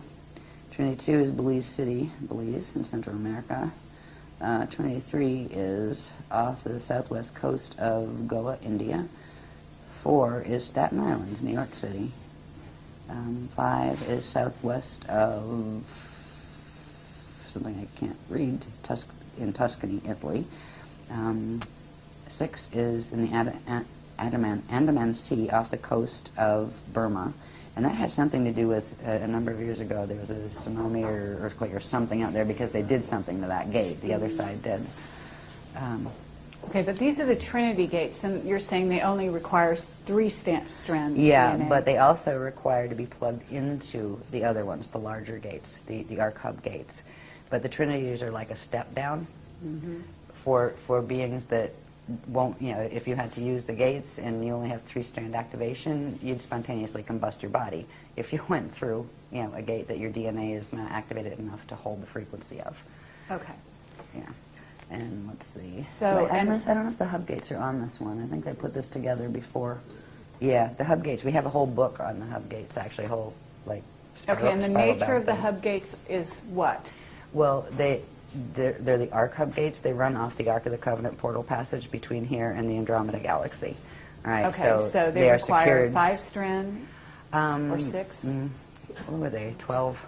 Yeah, their base is 12, and for anybody to get 12-strand activation here, 200 years, not highly likely. That's why the hub gates, certain beings that come in with certain contracts would be able to use them if they were fully activated. But what they're doing with those, if we get those activated on the planet, which they have done, then they can plug them into the spanner gates, which you need 24 strands to be able to pass through alone. But then they're plugging them into the Trinity gates, which steps it all down. So the Trinities would allow passage of someone that has average, DNA activation levels. So there's a whole bunch of, the dynamics are very specific. A lot of when the Zetas were doing abductions, earlier in a couple of years, 20 years ago, they were trying to figure out exactly how do you calibrate that beam because they were losing people in flight, right? Oh, let's grab that one. Oops. I mean, seriously, just vaporizing people because it's all about frequency. It's all about electricity and how much electricity the body can hold and handle. And what we've been doing for 10 years is progressively building our body's ability to hold higher and higher dimensional frequencies. And now we're bringing in the transharmonic frequencies that come in from the Aurora continuum. So it's really the courses or the techniques that the Guardians have been giving us are the fastest way to get your light body, spirit body structure healed and your DNA activated, because they are working with the highest frequencies that are available on the planet. But if you want to do a path of fall or something, it's not going to get you there. Right? If you want to go Metatronic, you don't want to do these techniques. Sure. Yeah, seriously. If you want to go, play in black holes and do a Battlestar Galactica scenario and have soulless robots roaming around or become soulless robots and try that out, well, that game is, do the Metatronic Merkaba because that's what it'll get you. But if you really want Ascension and find out try to remember what it's like to live in a free system. This race has been raised, especially the third seeding, under no freedom. This has been a prison planet and a warring planet. It isn't like this everywhere. There are places that just aren't like this. And they're not socialist government and they're not communist. No, they're synocratic, where people just get it and they act pleasant toward each other and they wouldn't hurt each other and they wouldn't hurt another being and they wouldn't hurt their planet, and they make decisions based on that love. There are places, in fact, the majority of the places in the cosmos are like that. We are in an exception system where all sorts of the extremes of free will have been allowed to be tested. But we don't always have to choose to be in that. But once you're in it, you need to finish the cycle and get back out, or you can get ensnared in it. So that's kind of where we are. That's why there's no hostility toward the people that are choosing the other paths. It's usually them being hostile toward us for pointing out the fact that that's what they're doing. It's like, sorry. But anyway. Yes, right. See, because if they had it their way, they would do all the twisted mechanics, have everybody on the planet thinking that was great and doing it, and they're taking the free will away from people to make a conscious choice. We are showing, look, here's this body of information, here's that one. Compare them. See which one makes more sense before you just go jumping into any one of them. We tell people, go read that, go research that, sure, check it out. You know, if you're a little worried that its frequency might bother you, well, like run them a HARC seal and, you know, put a protection field around it and then check it out. You know, we don't tell people to avoid things. The other ones are like, oh, don't do that, oh, don't read that stuff, oh, it's bad. It's like, what are you afraid of? Seriously. And that's what it is. Because if you put the two main paradigms on the planet are the one coming through the Tothian stuff, the Paraclete order, that kind of thing. And there are two versions of it. There's the Anunnaki version and the Drac version, but it's really the same occult sciences. And they are teaching the Death Star Merkaba stuff. And then you have our stuff. If you put the two together, we have not withheld anything. We get it. It comes right through. It's given public. There's no quiet inner circle pulling strings. There's no, here, donate this. There's no, here, hand over all your possessions. None of that stuff. You know, and they like to say, oh, you're a cult. A cult, why? Because we're giving power back to people. We're saying, here's what your anatomy looks like. Here's what cosmic structure looks like. Here's how this applies to this. And this is what the geometry should be. This is what they're doing. Just compare them. What makes more sense? If you like that one, go for it. You know? So, Exactly. Anyway. Now, one thing I would like to get through, I'd like to get through this pack because there's a couple of things that are significant. But one thing, I've talked about the word Merkaba quite a lot. And again, it means moving light body, right? And there's specific structures to natural Merkabas and to unnatural Merkabas, right? A basic Merkaba structure, it's called the Biveka Merkaba, which is the smallest form of them, is a star tetrahedron shape, right? If you look at it flat, it looks like a Star of David shape. It's actually known as the Star of Solomon, not David. But, yeah, that goes back into the history of Solomon and David and Jesus and stuff. Yeah, and We are of the House of unfortunately, we're not going Solomon, to have not the time for House that. of David. That was Anunnaki. Right? Okay. Yeah, and that's all right. Anunnaki's fine, but, you know, let's just keep the history clear on that one. Yeah, and I mean, I have some random questions that we can talk about at the very end, so Okay. just signal when that might be. Okay, I'm trying to get there, actually. No, it's okay. You're getting we tired. got I some don't blame room. you. I'm getting It's tired, okay. too. No, it's all good. Okay. Now, any of these structures, by the way, if people want to learn more about Merkaba, there's quite a decent section in the Cathara 2-3 manual, the Cathara healing system, but the 2-3, second and third level, we talk about these a lot. But anyway, this is the basic structure of them. And the classic Krystic Merkaba will have an electrical top spiral, or at least in this universe, has electrical top spiral. Some of them actually have a magnetic top spiral, not in this universe, though. But they'll have an electrical top spiral and a magnetic bottom spiral. The electrical one will spin clockwise and bring electrical energy in, and the magnetic one will spin counterclockwise and bring magnetic energy up and out, right? So yeah, the two cones do not spin in the same direction, all right? That is the big difference between a Death Star Merkaba and a natural Krystic Merkaba. The natural Krystic Merkaba will always have one of the spirals going in one direction and the other one going in the opposite direction. Whereas with the Death Star Merkaba, they will take one set. They'll tell you have two Merkaba fields, one Star of David shape and another Star of David shape. You spin the one Star of David shape this way and the other that way. That's the same spin spiral set. That is a phase-locked Merkaba. That is a Death Star Merkaba. And they're combining it with the one from the parallel universe to make an unnatural blend between the particles over there and the particles over here to drag you into the Toro Rift time rip. All right. And the ratios are different. A natural Merkaba here at Biveka level starts with the electrical going at 33 1/3 spin. And it's, what is it? Rotations per trillionth of a nanosecond, I believe is what that refers to. And the bottom would be at 11 2/3. And there are increments of speed that if you go to the density 2 level of it, it goes up to, you know, the speeds go up. The characteristic one of the Death Star Merkaba is one of the numbers is, I think it's the electrical one, is 34, and they spin it counterclockwise with the whole thing, right? And the other is 21. which are numbers that are in the Fibonacci sequence. And the Fibonacci sequence is the anti-Krystic spiral harness that is meant to harness the natural crystal spiral expansions, which we haven't even gotten into. So, I mean, we have all of I mean, you can compare this stuff, and it's just a no-brainer when you see it all together. No wonder they don't want a public discussion. Anyway. So the natural Merkaba structure is that, and it has specific speeds, it has specific polarity orientations. They call it a fin, right? Because when you're dealing with it, you're not just dealing with two combs. You're dealing with, if you take a three-sided pyramid, right? Two three-sided pyramids, one going this way and one, you know, the point down, one with the point up. So it's a star tetrahedron shape. That would, you know, be this shape. So there are, between male and female genders, there are differences in whether the top fin is pointing forward or the top fin is going backward, and those kind of things. So we've dealt with all of that. We've got the polarity levels of them and all sorts of information on them. But what's most important is understanding, first of all, they exist, right? Just because you can't see them doesn't mean they're not there, and they're part of your natural anatomy. A Merkaba field isn't just a vehicle that you activate so you can go through a Stargate. It's an organic part of the circulatory system of the cosmos and of your own interdimensional body. Everything has some form of a Merkaba system. All right. To see this a little more clearly, it's the same drawing. It just shows a little bit better the radial field. Around the Merkaba field, there's something called the radial body, and this is part of the light body structure. It has what's called the trion field out here. The rayon field out here is its outer border. It has in here what's called the trion light field, and in here it has what's called the Miage magnetic field, and that is the natural structure of a simple biveka Merkaba. Merkabas also have what are called shields. That's the deflection field that spins as like a shield. Just like if you look at the Milky Way galaxy, the pictures of it, it has that big disk, right?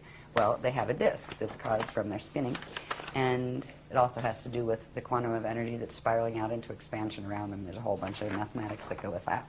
But this one shows the shield a bit better. So you have your radial field, your radial body. It's called the radial body, the round areas, and they're not round, they're spherical, right, as opposed to flat round. Then you have the vorticets. The natural vorticets fit on the Cathara grid structure, right? They fit perfectly into that.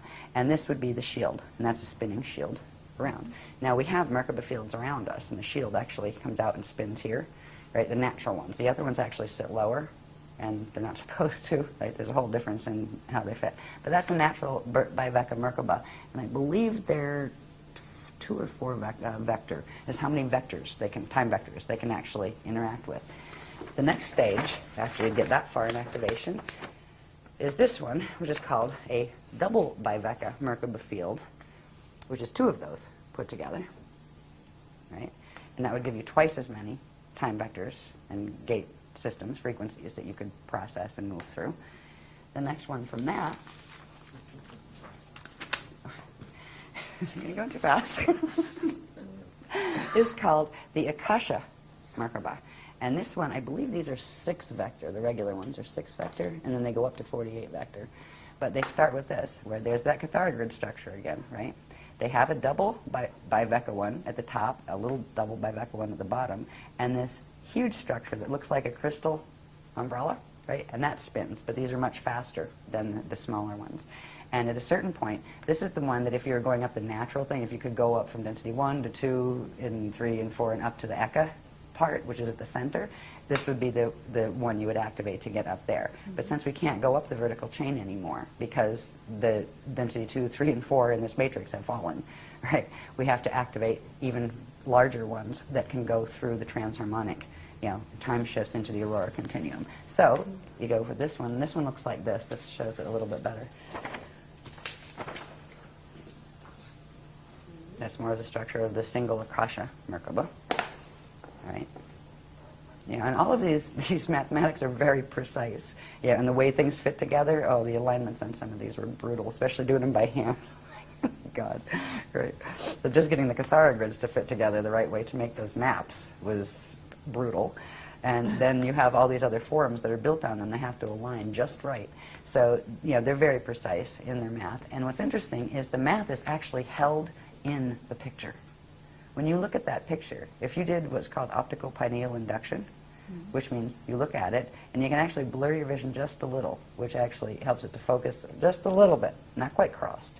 Right? There's several spaces you can focus, but if you focus a certain spot in this breathe it in, it will actually begin the activation. You'll be able to feel the ripples, right, coming in. And the more you work with some of the other clearing your light body and healing your light body techniques and things, the more those things work much quicker. And you can look at a photograph once you have your vehicles operated, and every image you see has behind it an energy encryption, right? Literally a radiation signature. And that is how, once you become like, a rishi being that can move at will, an adept, you would simply visualize a place, and that would trigger the math in the system and tell your whole body system where to go, and you'd be there at the speed of thought. So it's quite a very neat process, and it is real. That's what's amazing. Here it's almost become kind of like a sideshow act, as far as, most people don't even think Ascension is real. Some of the Bible people think the Ascension is real, and they're expecting God to inhale them up into the sky in the rapture and stuff, and like, good luck with that. Right? Bless you. I mean, at least they still have some of the words. Right. The rapture is actually called the Rasha Pata-Ur, and it's actually what you do with yourself once you hit the transfiguration stage and you turn your standard mortal atoms into Pata-Ur, which are the eternal atoms. They're composed of eternal radiation that is no longer finite. So some of the words that have come through in not just Christianity but in other places do go back to the original CDD plates in the Mahabharata text translations. So anyway, that's the next level of Merkaba. That gets bigger. And next thing, and we've been working on this for a couple of years now, I think. You have the one we just looked at, right? The Akasha Merkaba. And then you have another one pointed upside down. Put them together. Forms this structure. It's called the Krystic crystal capsule, right? And they are spinning fields. And in here, I don't have it on this drawing, but there are energy systems that come out. They actually look like wings, but they're energy as opposed to not solid bird wings, right? So this is where the concept of angels and things has come up, through our history. There were winged human type beings though. But anyway, the next stage is the Krystic crystal ascension capsule. This one will allow you to go in certain places. You can enter certain levels of that aurora transharmonic field with it, but you can't enter completely. Now to completely move through and be free from it's almost like a mathematical ladder that you can go vertical, you can go horizontal, you can go diagonal, but you can't do this, right? In this one, you can do a little bit more of this, where you can go into the aurora continuum, but you still have more angulars. You don't have quite as much mobility of vehicle. The next stage, and this is what is needed actually to ride the spanner gates. If you were going to take a body out in a spanner, you would need one of these. They go from 24 to 48 vector. And these were just starting to activate. We activated the first one. We're beginning activations of the first one. And again, let's take two of these, right, put them together, and it forms a capsule. The one capsule goes along with what they call the Stardust Blue activation set, and we did that in the last workshop.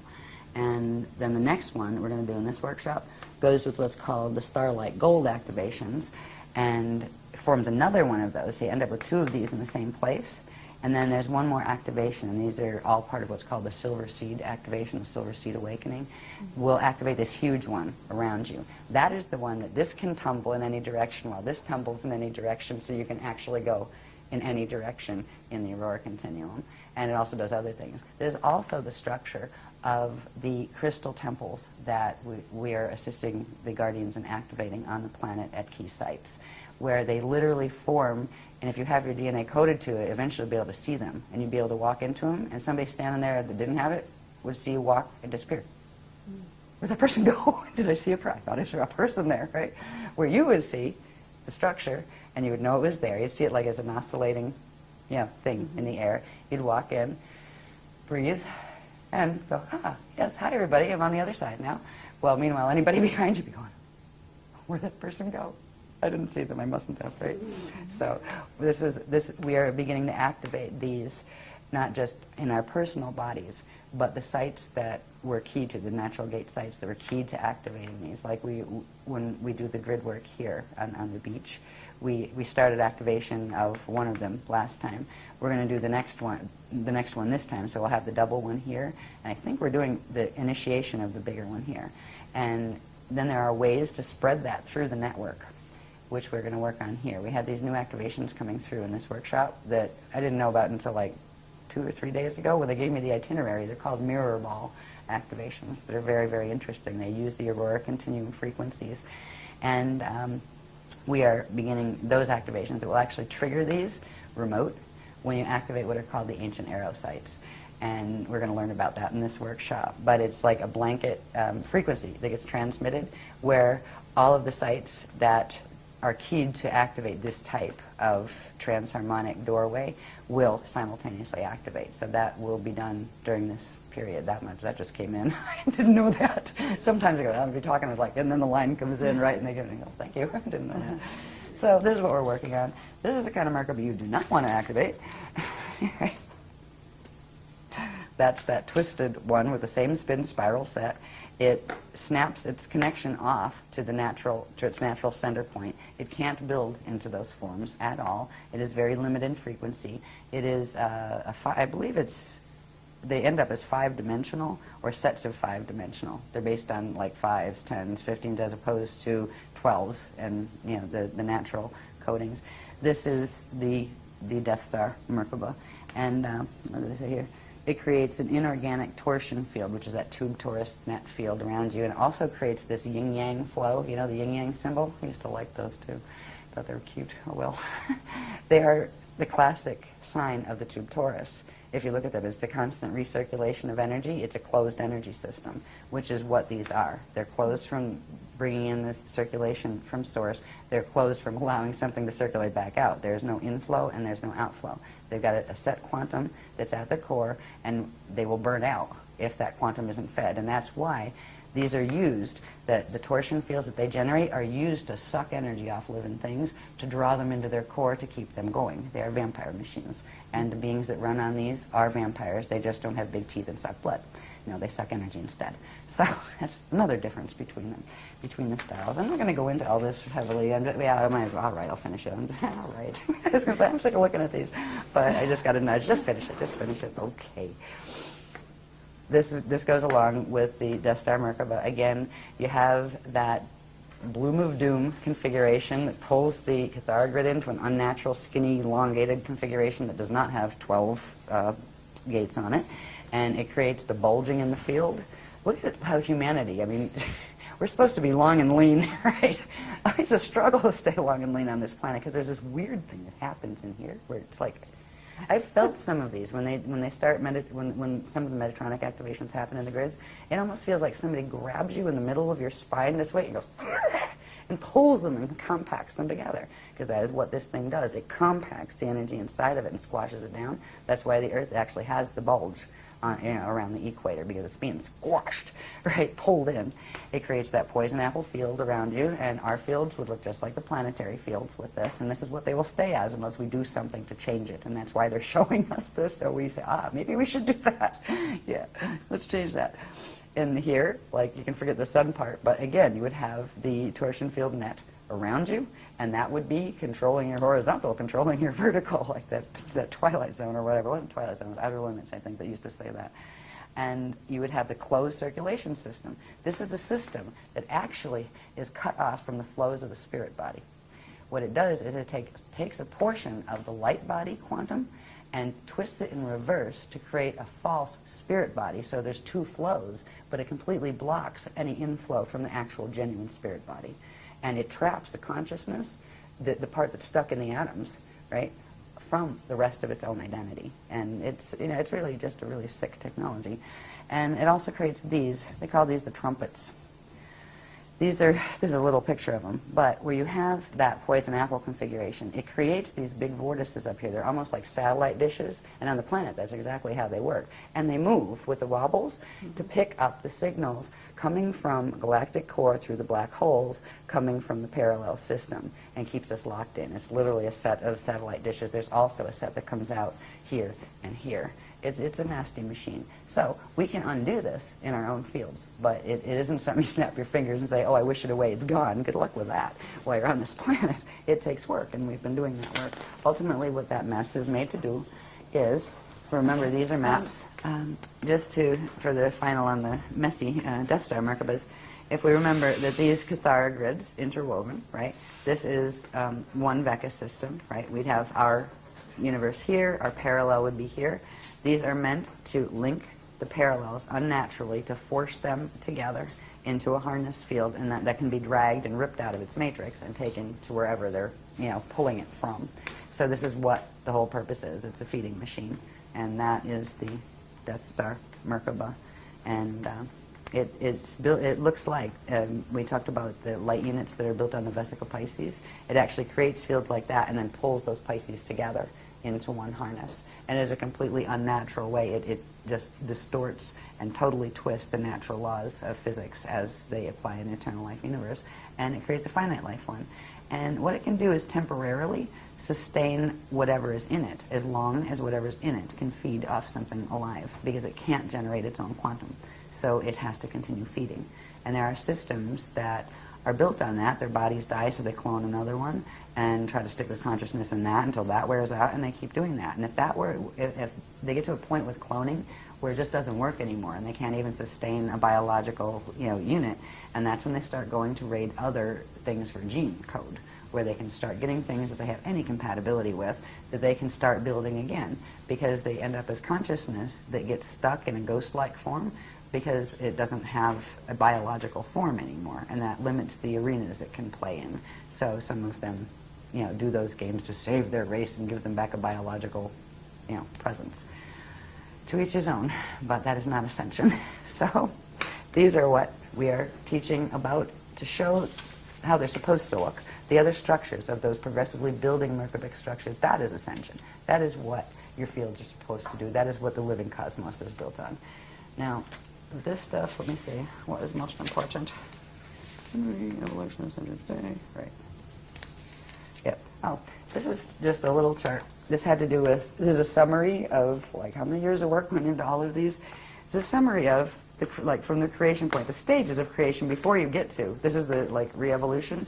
When creation starts, and a being or thing or a cosmos or even an individual begins a new life, a new creation. It can be the creation of a new cosmos or an egg and sperm coming together to create the potentiality for a new baby to be born here, right? There's a whole set of cycles that happen. There's the creation, and evolution of the eternal consciousness, and it works from the microcosm to the macrocosm. All right, we have the pre-Particle creation cycle, which is something we learned after this chart was made. They actually taught us these things, then took us back to what happened before that, right? Then there is something called the Novena and Nuvena Particle birth cycles, were just these Particle units of consciousness, primary units of consciousness, the primal substance of creation, where they are born. Then there's what is called the Siddha Akushate cycle, and this is where the spirit body is born first.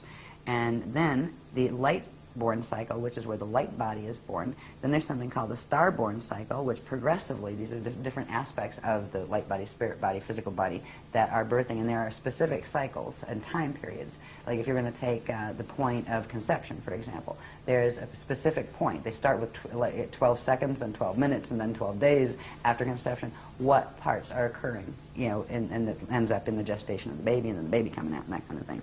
At the life-born cycle, then we have the God-born cycle, and there's a series of, these had huge graph series with them, and huge explanations of, what the processes were. And finally, you get to the Christ-born cycle, K-R-Y-S-T. And this is that point, that still point of turnaround, where a being fulfills and activates all of its frequencies in its template, its natural frequencies, and is able to go into the Christ star vehicle and disappear from the outer domains and go back into the Adashi return domains in their Ashayana body, which is that is the one that has gone through the Rashapata Ur, which is not that rapture. It's not somebody yanks you up from the, it's literally you've transfigured your mundane atoms or your mortal atoms into eternal life substance atoms. And you will hold the form of that body. That will be what you look like the lifetime that you do that in will be the form that you have. But it will be a form that you can choose to change at will. You can choose to have no form. You can choose to have your main form as being an orb, which is like, it saves on housing. Seriously. Think about it. If you just manifested a body when you needed one, right? I'll go interact there. I'll be a cat today or whatever. But anyway, at the end, it starts somewhere, and the expansion cycles end somewhere, and they end naturally when they turn back around and start going back in towards Source. And then there's the whole thing. If a being goes through that, goes through the Adashi return cycles, returns as whole with their full memory matrix. That's the difference between doing space dust fall and returning as space dust. Your memory matrix is shattered. You just, you're still precious to God's Source, but you're undifferentiated units of consciousness. And when you go back whole, then you can actually birth as a star, where what was once, say, a human being, can actually go through this cycle, and the next thing they will incarnate is a star. And that's a whole different level of evolution that you probably can't even put words on while you're in a human form, in these languages. But this is what evolution is really about. What Ascension is about is natural evolution, organic evolution. And that's something that this place is losing touch with hugely. And eventually this knowledge will be completely gone. They don't want this knowledge in fall systems. So they usually get rid of people who carry it. But fortunately, this is still a blended system. That's why we're still living and breathing and still trying to say, yo, let's go for the Christ Star train, whatever. Anyway, all of those cycles each had, this was a summary of the massive diagram sets just from that one cycle, just to give you an idea. This was just showing the Starborn cycle. And each one of these was a full page with all explanations of all the pieces and parts and all of that. So it's just an amazing structure. The structure they have showed us, the processes involved with those structures, it's just, I look at it and just go, wow. I might not like the job because I'm exhausted because the workshops are always crazy with time and everything, and it doesn't go the way I wish it would as far as that, but look at this stuff. How could you not go out and teach that? I'm so grateful to know this, because no matter how bad it is out here, no one can ever take home away from me again. I know it, I feel it. That feeling that I always had of that connection to God's Source, it just went whoosh, and expanded like, right, gotcha, right? No more fighting with those little God concepts and warrior gods and, God sends you to hell. Well, like, that's not the God I know, right? There's a feeling, a presence of that eternal, creative force, the God Source, whatever you call it, doesn't matter. It doesn't care what you call it, right? That's a human thing. Yeah. I have a question here, because this star-born cycle, are we talking that, for example, the Pleiadians and Andromedans, have they gone through this? Are they still going through it? At what stage are they? The Andromedans that we're talking about, from Eartha and those guys? Mm-hmm. Well, everybody goes through this, actually. A fertilized egg in the womb goes through this. And it's right at this point, where's the dyad? Right here. At this point, the light body has grown this big. You got the physical body growing in the womb, right? You already have the spirit body that's already huge, right? That Lumiridana one with all the probability dominions, right? And like we're talking about a fetus here, grows to be a baby. And when the birth point happens is when this cell of the light body grows. Then through the process, they call it the birthday chart, through a very specific process of accretion of frequency, taking it from the spirit body into the physical form, bonding the spirit energy with the atomic form and therefore expanding the atomic form, the light body simultaneously grows. When it finishes that cycle, it will go into what is called the Unisci seed atom. It will become, the full core of the light body structure from which the rest of it grows. But we have these structures out here. To get out here in the outer domains in incarnation implies we started at the core, came out to the inner, then to the middle, and from the middle came out to here. So we have these structures behind us in time in that regard. Sure. So they're part of our extended anatomy that goes with our extended family of identity with our other simultaneous incarnations. Does that answer whatever the question was? I lost track of the question. No, actually, because what I'm trying to do is, in other words, if we have certain, you call them guardian alliance, guardian beings, they're coming to help sort of rescue the planet at this time and bring in the ascension mechanics and so on. These individual beings are at a stage in their development. Mm-hmm. And where are they in this chart, or are they on another chart in their development? because it's a complex. Some of them, now the Guardian Alliance has millions and millions, probably billions at this point because of the levels we're dealing with, of members. Some of them are in various stages ahead of ours that are still in a 15-dimensional time matrix, that haven't gone through Christ star evolution yet, but they're still working toward it. But the ones we are dealing with now that give the information and that are actually orchestrating this loadout evac, they are the Adashi Ascension adepts. They have completed this process. And they are in those cycles, those Adashi cycles, that after the expansion you make the turnaround and you go back. And they are in those 3 Adashi cycles that are going back towards Source. And a few of them are actually, well, they wouldn't look like beings as we call beings here. They would look like stars or suns because they have completed that. So it's there.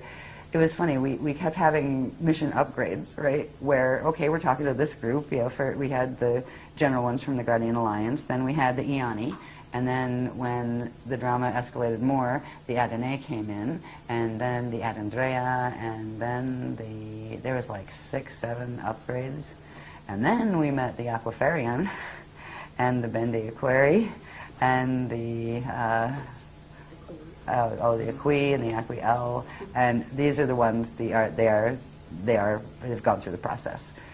So because at this point, it's the only way to get off the planet is going to be using these spanner gates. So you can't actually teach somebody something like that. They couldn't just tell us what to do if they don't actually know it themselves. Sure. And it's kind of funny. It's like you can't give what you actually don't have. And it's, when I do the teaching stuff, when we come in, it's what I like about the workshops, even though I hate it at the same time because it makes it frustrating because I don't have my program to walk in with. But we all learn at the same time. Where the wave comes through, I learn it right there as it's coming out, right? Say, okay, they're saying this, right? And this is where I'm up in the room going, okay, it's this, and then have to explain it. We all learn it at the same time. But if you don't have a certain frequency in you, you're not going to be able to convey that frequency to someone else. So in order to, it keeps us all in a very interesting space, I find, where there's not some elite member that knows everything and walks around with their nose in the air and just floats on clouds and that kind of stuff. I learn it, they learn it, right? It just goes. I just happen to be the little drain pipe that comes through, but we all learn it at the same time. So it's all very, very even. There's not a hierarchy of snobbery. There's not a oh, I'm more spiritually aware than you stuff or anything like that happening. And I like that about it. Anyway, where are we? This one is just to point out, this little bit down here is just a micro version of those probability maps that we showed where the Milky Way was, where M31 was, where the parallel is. This is just showing that these configurations, actually, there's a microcosm of them actually running in our heads and in our bodies, so we're directly connected to them. There's certain vortices that connect us directly to certain spaces here. One of the spaces that we first opened, it has, what do they call it? Is that the Ashayana vortice? I think they called it that, yeah. It was actually the first part of the host where we could bring the frequencies through the mess that is in the galactic core and actually have a tunnel of information that would be able to reach us here so they could continue bringing in the frequencies and the information. That manifested here through our own mechanics and in our brain. It's actually a vortice that comes out to the right and goes up, and you can feel it. And they're also teaching us how to project up and meet them halfway. So we orb up and meet them and we go, oh, and they'll come down. And sometimes we'll use projection versions of ourselves, or sometimes we'll just hang out and orb and do direct cognition. But we're teaching people how to do this. They would like people to learn how to do this, because people do need to be walked through this process. This isn't a simple ascension cycle. This is a mess down here, and there's very little time left to fix that as far as DNA and things. That's why they really are extending, as much as they can to assist us with that. The only thing they won't do is walk into our bodies and take them out for us. That's not allowed. Right? Just like they don't allow the channeling, where they won't come into your body and use your face and talk to people. No, because that can actually violate your DNA, right? Not to mention theirs. So it's just to show, there's lots more that showed at the time in that workshop, but it's just to illustrate that those maps and everything and the frequencies that are running there are directly connected right into our biology. They're wired right into our brains, right into our electric system, as well as our subtle body fields. What the whole thing comes down to, really, is the battle of the spirals. Well, we left off on the dueling spirals, the Eternal Life Crystal Spiral, and the Metatronic or Fibonacci Spiral, which is part of the Death Star Merkaba technologies. These spirals, again, are actually the core currents of energy that spiral out for the expansion of any form, be it the light body or the spirit body. These spirals come out from the core quantum, and the core quantum in the eternal life system is the infinite God source consciousness field. So with the crystal spiral, it always maintains an open connection with its source, with its center point, where the Metatronic spiral does not. It doesn't even have its own center point when you look at how it's constructed on the golden mean rectangle. Well, the spiral will come out, the crystal spiral will come out. Now here is an interesting configuration. It looks like an upside down leaf with a little flame in the middle, right? What this is you have one spiral, crystal spiral, that comes out in expansion clockwise, and that's in what's called the Itori side of the cosmos, because every one of these spheres has one that also spins in the opposite direction, which is called the Adore side. So we are in the Itori systems, and the expansion of the spiral, or of the energies there, is clockwise. At the same time, there is another quantum and a spiral that counter-spirals out on a counterclockwise rotation, which is the expansion spiral for the system that goes in the opposite direction. Just because it's going in the opposite direction doesn't mean it's negative. This is the structure where you have the Itori side and the Adore side. If you have something spinning clockwise, there is another one that is a companion that spins counterclockwise. The systems are separated, even though they're in the same place. They're on opposite angle rotation of particle spin, so they're visible to each other. They pass right through each other. But these spirals are synchronized with each other. So the crystal spiral spirals out on they refer to it as the electrical spiral, spirals out on the clockwise, and then the more magnetic one spirals out on the Adore side, and at a certain point they cross over and meet at this axis, right? And this is only showing a little bit of the expansion, like where it comes out from the center and does one round, same with here. There's a whole set of things that happen when eventually they meet up here. In the first cycle, before they meet here, they actually meet here, and there's something called a flame cycle, a flame shift cycle, where when the two currents meet, they merge and do a replication and create a flame, the eternal flame, the living flame, and then that shifts to this position. So you have the eternal flame from the first time they encountered each other in the small set, like with the small set here. This is showing it did this one round small set, then it's coming out again. When they come out again, they cross over down here. And this creates certain passages. There are certain things that it's not just this spiral, but there are these little spirals that come out on each of them that form those little petals that come out on each of these what are called octants, these breakdowns that are actually part of the time clocks of how these work as far as the time cycles, how they work. So you end up with the main spiral, and then these smaller spirals that send energy back and forth through, and that's what forms that petal effect inside. So at certain points, now this is actually a time cycle that has dates plugged in that started with last April of 2009. Right? When certain activations took place that put us in this, like this is the last round of this cycle, the round of the spirals, which means there's going to be the place of the crossover happening here. But before that, there are these axes right here, this one running here, which is the zero line, because this is where actually the spirals start. This is the zero line. And I believe that's the 4. And like when you're counting them, that's would be 0, 1, 2, 3, 4 axes, right? And 5, 6, 7, back to 0, 0, 8, right? Right here, there are certain currents that come out here that are referred to as the monadic passage.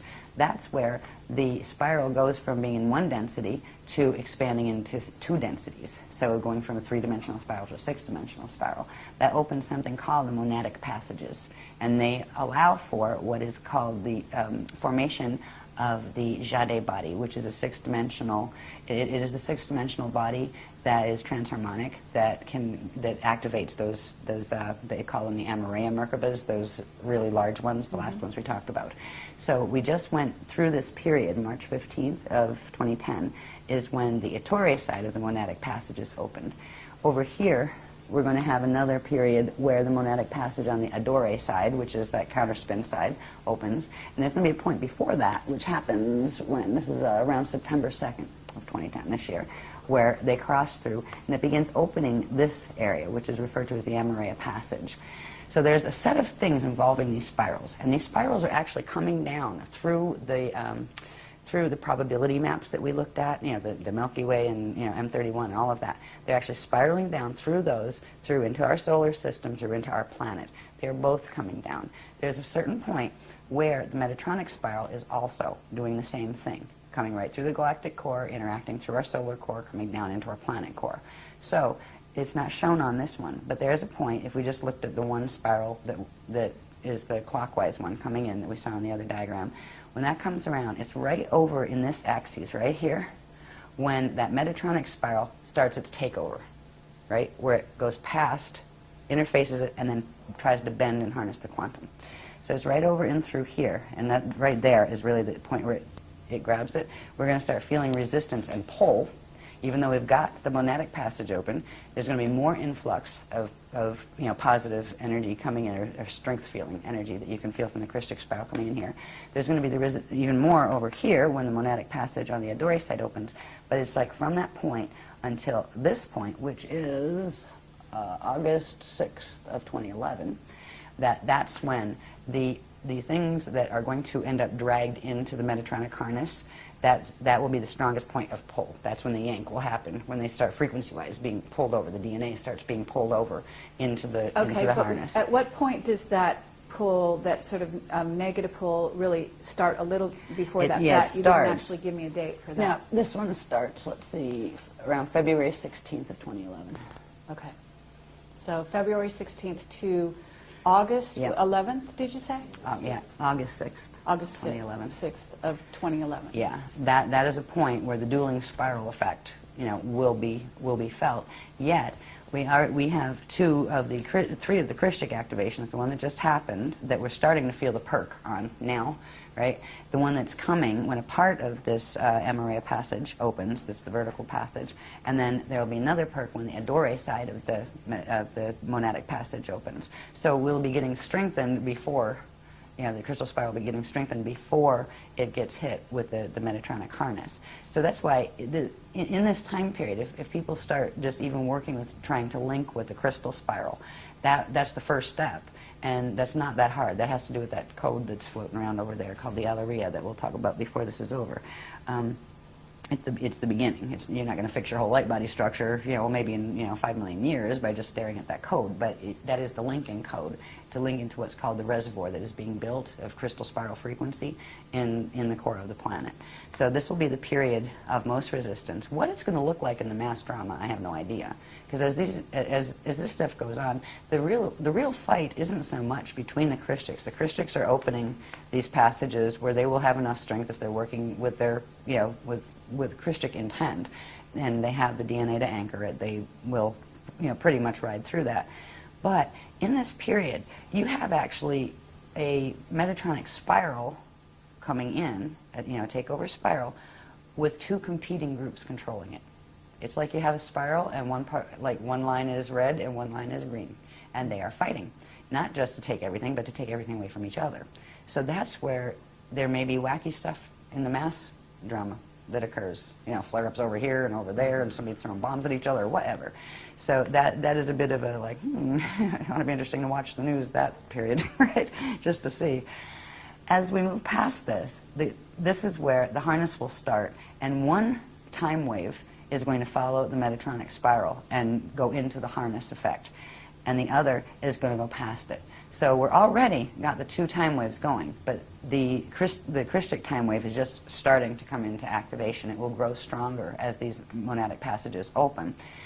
When it'll go through this period where the Krystic spiral will be strong enough to not be taken over by the other. But the rest of the planet that's sitting there doing nothing and not bothering about it, doesn't want to know about it, doesn't even know what the word chakra means, right? Well, fine. But the planet is going to anchor that Metatronic spiral, and it's going to activate the Metatronic part of your DNA if you don't do something to change that, right? Because it's just quantum override. The planetary field is bigger than yours, quantum-wise, and it's going to drag you in to the same configuration of the planet. So the planetary body itself is going to allow that harness to occur, yet we're going to be riding that larger time wave which is actually, it's a slower time wave. This starts to accelerate and compact and get faster and faster and tighter and more squashed feeling, where this starts to expand and it seems like it goes slower and just, you know, expands out, where it's a different time quality. And that's going to be coming more and more into, you know, into our experience as we move through this. When we get to here, now this is interesting, we move into 2012 here at this point. There are other passages that open here that correspond with the ones on their opposite vector, right? So this begins our journey into 2012.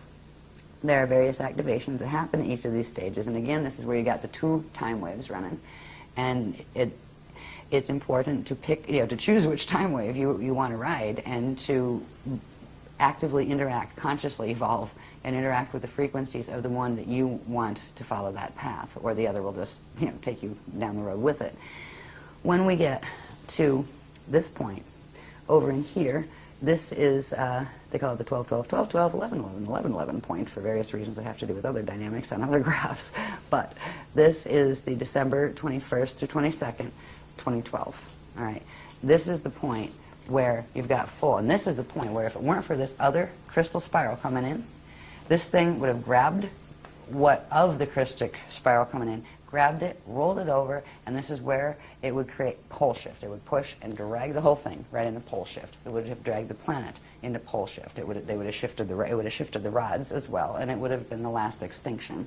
That's not going to happen because the crystal spiral is coming in, and it's not creating enough to stop it, because if you tried to stop that Metatronic spiral, once it starts, it'll implode in the core. So once it's activated, it's going to go and it's going to take something. So what could be done, is what the Krystics are doing, is the counterpole of having that larger, slower spiral is actually going to just slow a little bit the speed of that. So it'll hit 55, but not a full 55 activation. It will not be able to do the blend with the parallel side to form the 55 that then goes up to, what is it, 33, 55, 80 something, whatever, in the Metatronic sequence. They won't be able to make that leap. And we're going to hold them there for 200 years while the gates are open. I'm sure they're not really thrilled about that. We're not fighting with them. We're just holding, standing in the Christ. So there's interesting things that are going to take place during this period that we'll look at before we go that have to do with the precession of the equinoxes and what is actually aligning. Because there is a blast from the past that's coming in from the center of the Milky Way, where it's actually coming in from the parallel side through the center of the Milky Way, and it's going to interface directly through our sun with our Earth, and it's meant to hit the rods, and it's meant to knock the rods to actually make them spin, and it would spin one way, one the other, and literally crack the plates of the equator. And I mean, something like that, there's no life left on the planet after something like that. And this is what the whole 2012 thing was about with the Mayan calendar and all of that. They saw an end time. They were warned about it. They were told they were going to be taken off planet. You know, in the ancient days, the Mayans were, because they're connected with the Anu races. And you know, so they were told that you are children and we'll come and save you, that kind of thing, you know, when the end times come. This end time was known since, this drama would unfold at this time, since 22,326 BC, because that was the last stellar activation cycle, when the gates open. They cannot do this when the gates are closed, or it would just blow up the planet. So they had to wait till the next natural increment when the gates would open, and then they were going to go for the final, you know, the final conflict drama, and that's what we're watching. So it's not a new drama. This is the end of a very old one. But it isn't the greatest outcome that could have happened. It wasn't, when the Voyagers books were written, what was hoped would occur. But the choices that were made on this planet by the consciousness field here, they could have done more with that information. They didn't. No, I mean, I was the one with the little workshops, and the ones teaching the other paradigm had much bigger ones, and that was fine. It just meant who was running which Merkaba, right? There was a lot of people running the anti-Krystic Merkaba mechanics. Every person is a unit of energy on this planet. If half of those had spun their Merkabas this way, we might have held the Bridge Zone project. But it didn't. It was a choice that was made by the consciousness on the planet. And that's okay. You know, we're still standing. We'll still stand on the Christ, even if only 3 people show up. You know, it was never about how many. But it is as far as the grids go.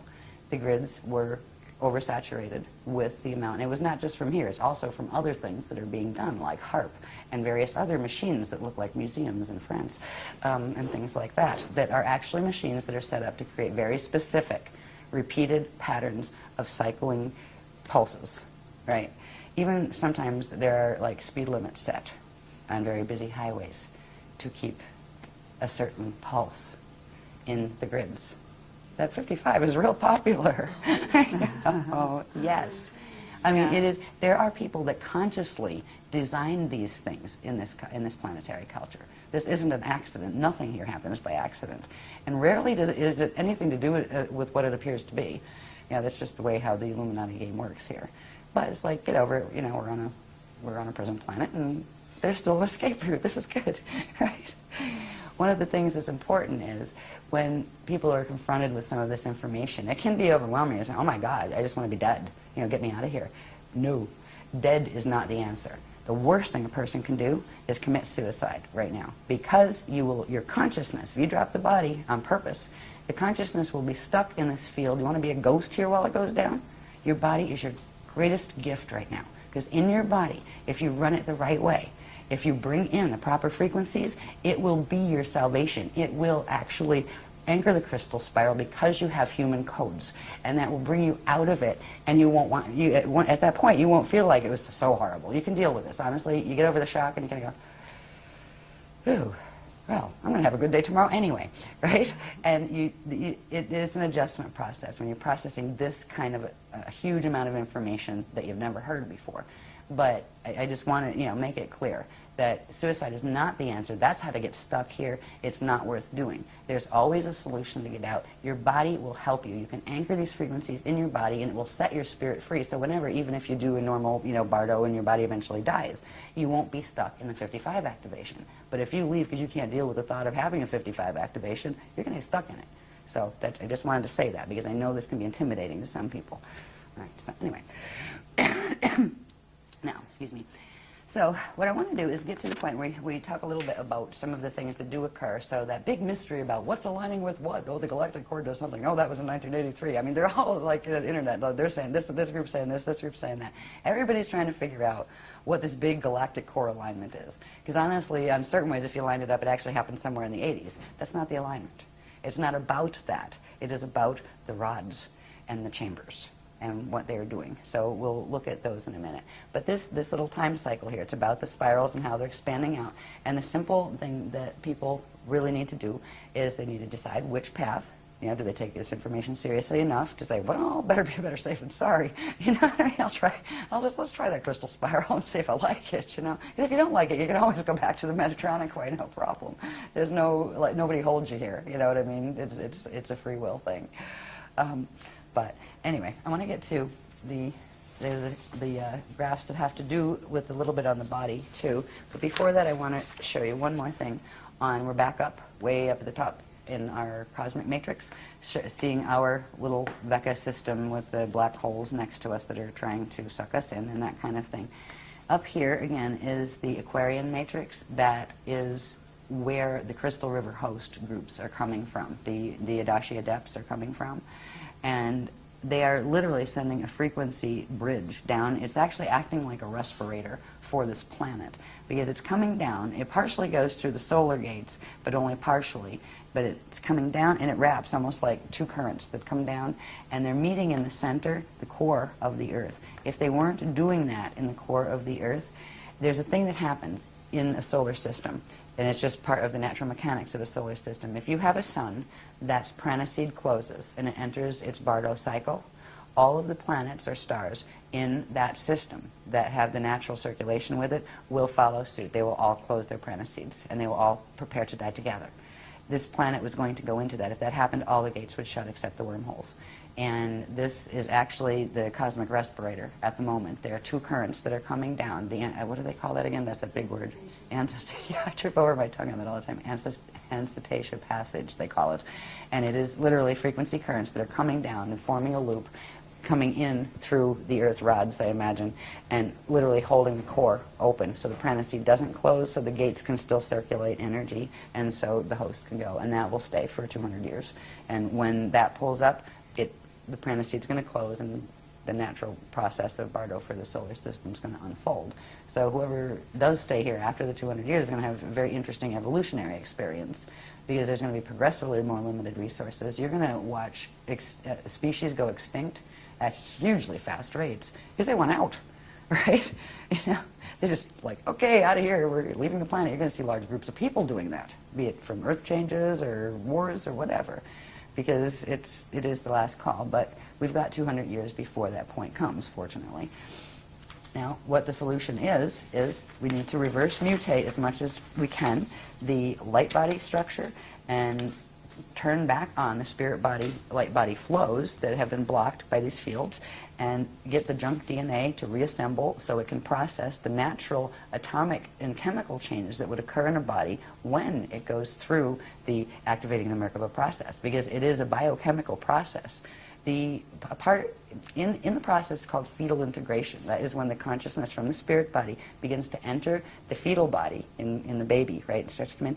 It starts to bond the spirit body consciousness into the atoms. It's actually partially bonded into the atoms. It's called the jari. That's the part of the consciousness that actually is stuck with the atoms, the part of your living consciousness that forms your atoms. And that part, when you go through a natural Bardo or Ascension cycle, the jari is freed and the atom is able to go through a biochemical process that involves an element or a transient element called celestaline. There's something called a celestaline wave. It has to do with the substances they used to call white powder and blue powder gold. All right, they're monoatomic, but they're natural monoatomic atoms that are formed, and they allow the body to become a superconductor where the angular rotation of particle spin on the atoms can shift. They blend instead of annihilate with their antiparticle, their natural antiparticle, and they can go into ascension. So the biochemical processes that we're working on, they're directly connected to the DNA, directly connected to the epigenetic overlay that is triggering the DNA and telling it what it can and can't do.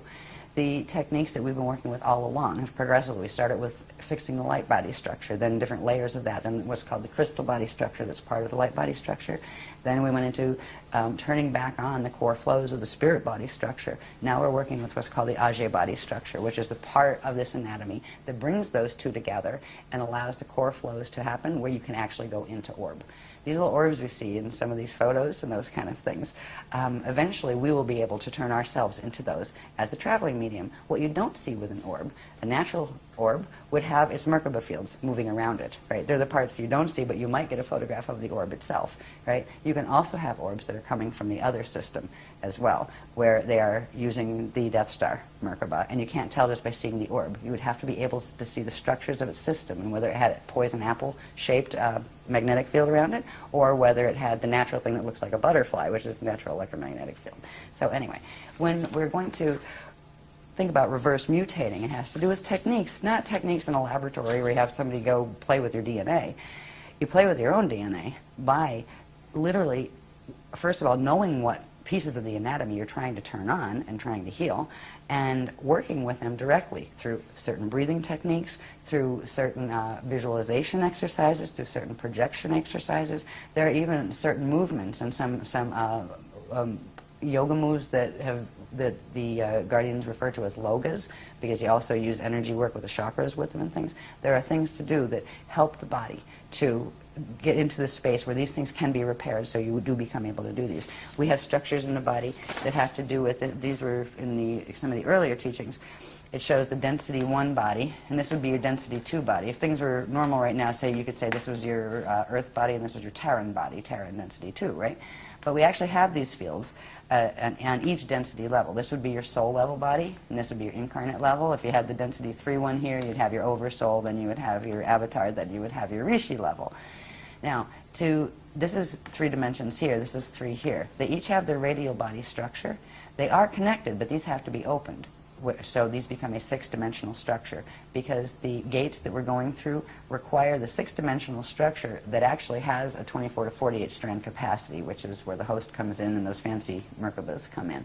But part of what this is, and we have the light body training courses that are in like the K23 manual and that stuff, they teach you how to open these things, like this part of how do you fix stuff, right? And see, there's certain activations that will then, now this one's starting to get different shaped, right? You do certain other activations, you still have your spherical one up there, but this is starting to look like a flame, right? And then when you finish those sets of activations, you've got your flame body activated. That's the 6th-dimensional aspect. All right. Now, before we do this, there's one thing that can be done to link with that spiral when it's coming in, the crystal spiral when it's coming in, and at least then you're linked with that. But if you want to actually try to clear the other mutations out, so you have a stronger field, and so you don't get that Metatronic pull as badly from your own DNA as the Metatronic ones coming in, it's worth working with these technologies if you haven't done the activations before. And there's tons. There's a newcomer set of techniques and activations where to start this process. But it is a process, and you don't have to, like, bury yourself in it. But, a couple times a week do that, or, do a little bit of that, and try to work with the technologies. And also, ask the guardians to say, would you help me with this? Another thing I want to say about asking the guardians, I get a little tired of people saying, oh, the guardians attacked me, they came and they had astral sex with me. I said, hello, that is not the guardian. The Guardian Alliance does not do that. That's not allowed. No sexual contact whatsoever, no abusive. They don't yell at you, they don't tell you to do things, they don't say you have to, they don't say you must. If there's something they'd really like you to do because they think it's in your best interest, they'll request that you do it, but you can always say no. So if open rapport and communication does come. There's all sorts of things out there calling themselves Guardian Alliance that are not.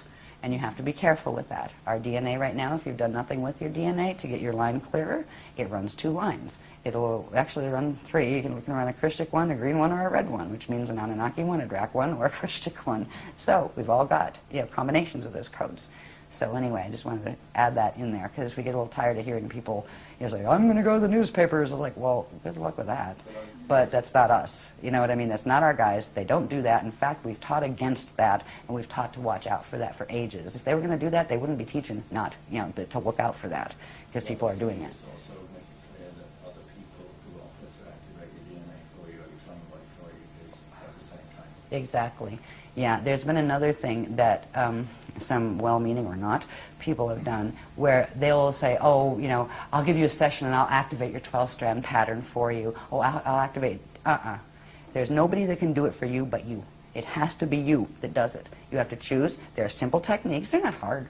They're simple meditation techniques. It's really funny. When people first start them, they usually fall asleep halfway through the tape, or maybe a quarter of the way through the tape, because the DNA can't hold all the frequencies it brings in yet. But the more you use the tape, the more you'll find that you can stay awake during it, right? Even if you don't stay awake, you're still picking up some of the activation. The point where you can actually stay awake through the whole thing means you expanded the DNA activation level enough to hold the level of frequency that tape was bringing in.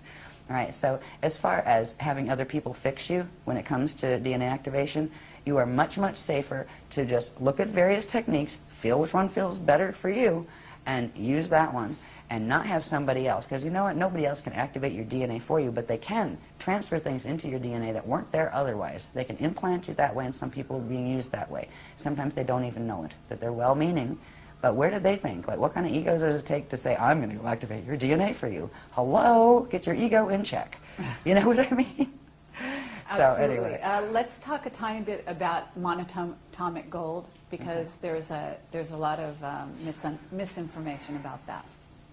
Yeah, we put out an article about that quite a while ago. It's, don't take it. Just we'll start there. There is a natural version of that, an organic version of that, in an organic ascension process, or even just Stargate passage process, that the body secretes itself. That there used to be a horrible period in Egyptian history and Atlantean history where angelic humans were captured as soon as they did a gate cross and killed so they could scrape the powder off their skin before it evaporated, because if the ones that didn't have gate codes took a little bit of it, it would give them a temporary burst where they could force themselves through a gate. It becomes addictive, and it actually destroys the body if it's not made within the body itself. And it's a product of a natural transient element called celestaline. We've talked about, this gets into some of the heavier atomic things that we've talked about in some of the workshops, that has to do with a substance called hydrolase, which is living water, sort of. Yeah, it's water with nitrogen, isn't it? It bonds to it, yeah. It's a natural state of water, where the water here is actually mutated because of the way the planetary grids are. So as far as taking The outside substances, you know, if you have to take something because your doctor tells you have to, we say, you know, don't throw away medical advice right now. We're all walking a double line down here. Like, if I had to, I would go to a doctor. If the doctor said take an antibiotic, I would. We don't tell people to stop medical treatment or even psychiatric treatment. You have to be careful there and find somebody qualified enough and awake enough themselves to respect your choice of spirituality, right? Because a lot of people, for psychiatry, a lot of places you go say, yeah, I've been astral projecting and it's getting on my nerves, I'll put you on a drug, right? Oh, you're having, no, actually I'm having astral projection, hello. You know, if they can't deal with that conversation, find another doctor. If it's a physical symptom, there are certain things we can work to help fix in ourselves. But there are certain conditions that if you want to keep the body alive longer, you may have to have that, you know, what may be intrusive at the moment, and that's always a personal choice.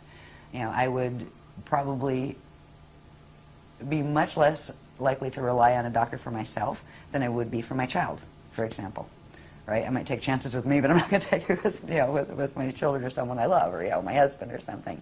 So that's personal, but we're not one of those groups that say, oh, everything has to be holistic, and, you know, eventually, yes. Eventually we'll all go back to being breatharians, and we won't have to eat, because we'll be able to do solar symbiosis and actually create hydrolyze in our body just by breathing air and sunlight. And that's what our bodies are supposed to do. They don't do that really well right now, so if you try to be a breatharian, you tend to starve to death and get very sick. So there are places, we're right now in a space of evolution where there are changes we need to make in our biology just to hold the ascension potential and to start activating it. And then there are changes that will come naturally, but if you try to force them, you're going to actually make yourself sicker. Some people went on the big vegetarian kick. Now, I like the concept of vegetarian, but if you just eat vegetarian, your fields get very, very high and buzzy. And they fit right in with the Metatronic acceleration that has been going on with the sextant clock. That's why we've said, you know, a bit of protein. If you really can't stand meat protein, fine, if you want to be vegetarian. But be aware, that high buzzy feeling that you get, this is not good. All right, that's too much electricity. It means you're processing too much frequency coming in, and that means you're going into that time wave that's very choppy time wave that's connected with the Metatronic activations. So there's so much trickery where it appears to be a good thing, but it isn't always what it appears to be. You know, those kind of things. So as far as monatomics, wouldn't touch them. You know, feel the same about colloidal silver, honestly. Right now, that's just a personal preference if somebody wants to do that. But just the feel I get, and the guardians kind of go, not saying a word, because we're not going to get into it, but it's like, yeah, just trust your feeling. Okay, not for me, right? So I just kind of use my own radar with that. And really, they try to support becoming energetically self-sufficient as much as possible. Of course, we still have to eat and those kind of things, but you know, relying on all sorts of vitamins, all sorts of drugs, all sorts of foods, all sorts of this, all sorts of that all the time. Weaning is a little bit, but if you're, say, taking meds for manic depression or something, don't just throw them out the window. You're going to have really bad results because that crosses the blood-brain barrier or whatever and gets in the blood system, and you can have really bad withdrawal. You got to stage those kind of withdrawals, and some of them are just not worth getting in the first place. If you start taking monatomics, it will create a dependency in the body, even though science has not identified that yet. And it will also do something that something else does too. And for some people, that's good, but for other people, they have enough of that happening, and it shouldn't. There are certain substances now that, I won't name them, but they're popular supplements. They're not drugs, they're just supplements. But they actually accelerate the speed at which frequency from the light body processes into the atomic structure. That can be good for some people who have a sluggish field in certain ways, but it can actually override and take it into Metatronic twist for other people whose flows are faster or even normal. So it's very individual with that, with those kind of things. Eventually we'll have more guidelines, and eventually they're going to let us know a little bit more about what foods are more Metatronic than others and those kind of things, which would come down to what trees are Metatronic and what ones are Krystic, what animals, what, you know, I mean, it gets to the point where it's hard enough to look at what teaching sets, you know, and what people are affiliated with them. You know, it's almost heartbreaking in a way to have to see which is going which way. But eventually, as we work with our bodies, especially if we're serious about getting the physical body through. I mean, you don't have to get a physical body through to be able to ascend. What you do have to do, if you are just saying, well, you know, I can do a normal death and, you know, that gets my spirit out, there's one thing that's very important. And this shows you the horror that's been run here. How many teachings and how many systems, cultures from the past that can even be remembered bury bodies. When you bury a body, it's trapped the verbody cell. It is anchored to that space-time location. The spirit is trapped to the space-time location. If a person bardos out, there's a natural process, the chakra shutting down, the dark matter template separating, the consciousness pulling itself out and up, and it needs to release the verbody cell. Cremation is the way it was always done. Now, normally, if your DNA is working the right way, you wouldn't have to worry about somebody burning your dead body for you, because you would actually transmute it yourself and just like have somebody lay it down in a room for 3 days and it would disappear, because you would turn it into vapor and pull that part of your consciousness out, and there'd be a little dust left, and that was the vibhuti left from the verbody cell that was the donated quantum from your two parents that gave you the fetal pattern to begin with. So this is one of the horrors here. How many religions are teaching to bury? That is the absolute opposite of Krystic teachings, of Ascension teachings, and it's heartbreaking. But there are a lot of rescue missions that do go on in the planes, the various plane structures of Earth, because the guardian groups know this, and people are getting stuck here for eons, right? So there are particular times when the guardian, they're called way showers, will come in and actually round them up and say, okay, there's certain things you have to do. They have to release that connection, and that's quite a physics mechanics thing, kind of a little bit like brain surgery, but there are guardians that do service them. So if you have people that you love that died and are buried, you might want to put out a good word to whoever the way showers of the Krist are. And they're not always just the guardian alliance people. There's lots of Adashi adepts and people out there that handle these things. But if you want to solve that problem in the first place, if you're not planning on getting your body to the point where it can do a full transfiguration, because it is sometimes a lot of work. At some point you're going to have to change your diet. At some point you're going to have to spend more time focusing in say meditative spaces or projection spaces than you are focused here. And that can get in the way of your life down here. It's okay to die as long as you do it well and take your quantum with you, and that means cremation. And that's another thing that people might hate my guts for. Sorry. Yeah, since they're hating my guts, I might as well say the other one. It's on the other end, the fetal integration one. Yeah. You were wondering if I was going to do that, weren't you? Yeah, might as well. In the natural process, it's been explained very, very clearly, the fetal integration process, from the point when an egg and sperm come together. I mean, down to the first 12 seconds. The second, what happens? What part of the spirit body grows first? What part of the light body starts to grow then as the flesh is expanding out, etc. 33 to 56 days after conception is when the soul can start to integrate, or the spirit can start integrating into that body. Until that point, yes, the body is alive. It is being fueled by the quantum donated by the two parents. If a being dies in that period, it is not attached to the body yet. It is not stuck. So there is a window of 33 to 56 days when, if a person aborted, let's say, that doesn't mean we support abortion. People really should be spiritually aware enough not to get themselves in that position in the first place. But down here, that can be difficult sometimes, especially in, if you're raped or something like that. But 33 to 56 days, usually the 56th toward the 56th end now, like the way the mutation is running here, before the spirit can start to integrate into the fetal body. Because if it did, it would explode the fetal pattern and it would kill the fetal body. So there is a window there where, yes, you have a baby in there, and yes, you have a spirit that's probably wanting to come into it, but it's not in yet. It will start fetal integration 33 to 56 days. And that's another one. So if everybody really wants to not like me, they can play with that too. I'm sure the Catholic people won't be happy with me at all, and I'm sorry. I won't even get into where the Bible came from. In the Council of Nicaea in 325 AD, when Rome decided it wanted to unify all its territories and called everybody together and created the canonized Bible by taking pieces of old records from various places. So we all have our own beliefs, and I really hope the people of other faiths can respect ours, and we will respect yours. Anyway, let me get back on the grass so I'm done with these. Okay, no, that's absolutely fine. Oh, talk about just hitting every little bit there. Well, that's what we're all about here. We're just It breaking just open felt the like box it was the right place to put that. as I much don't as know possible. why. Pushing the envelope. Well, it's already been said. I mean, these things have been published and been said in our workshops, but I've never been on YouTube. Well, get ready. to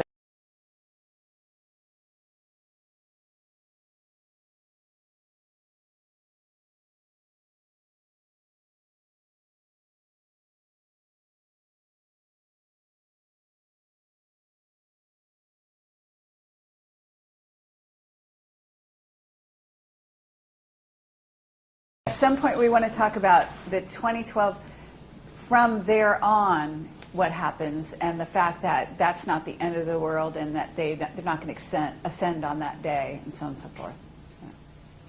Yeah, their story of they were going to ascend on that day meant you were going to become extinct on that day. Right. Yeah, if the Metatronic crew had their way.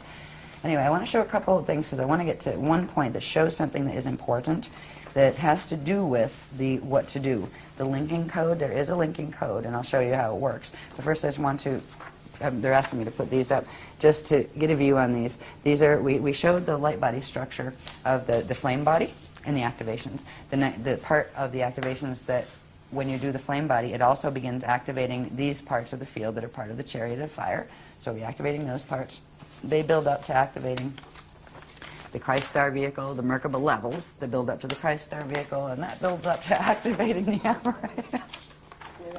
Just hold it there. Okay, now.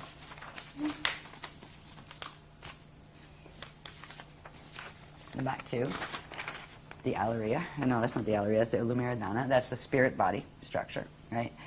I wanted to point out, in the spirit body structure, again, those 12 lines, right? It's actually 6 vectors that form 12 event horizons, right? And that's where the flows are. This is something very important because between the Rasha body, which is the dark matter template, and the spirit body, there's something very interesting that happens. These things are called chambers. Now, on the light body structure, these 12 chambers would be called fire chambers.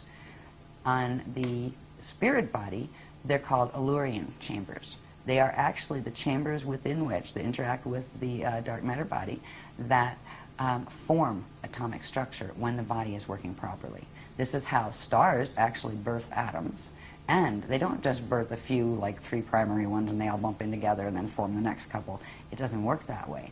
When it's actually functioning normally, a planet, a star, or a person generates their own 144 elements, prime elements, that then go to form the natural chemicals that would be in the body and all of that kind of thing.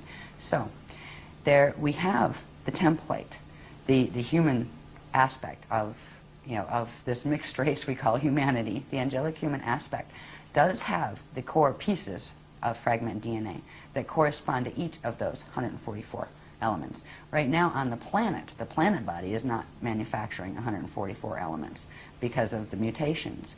But we can begin turning them back on in our own body because we are connecting now not just to the Metatronic spiral that is working here, but we are progressively connecting our bodies into the Krystic spirals that are being hosted by healthy living systems, which means there's an alternative of energy flows that we can use. We can begin the process of activating our Allurian chambers. And the Allurian chambers are interesting if you take away all the other things like the spanner gates and all that and just look at the basic structure. On one density level, just like when we looked at the things that became the spherical maps where there were 4 of those sets, right, embedded.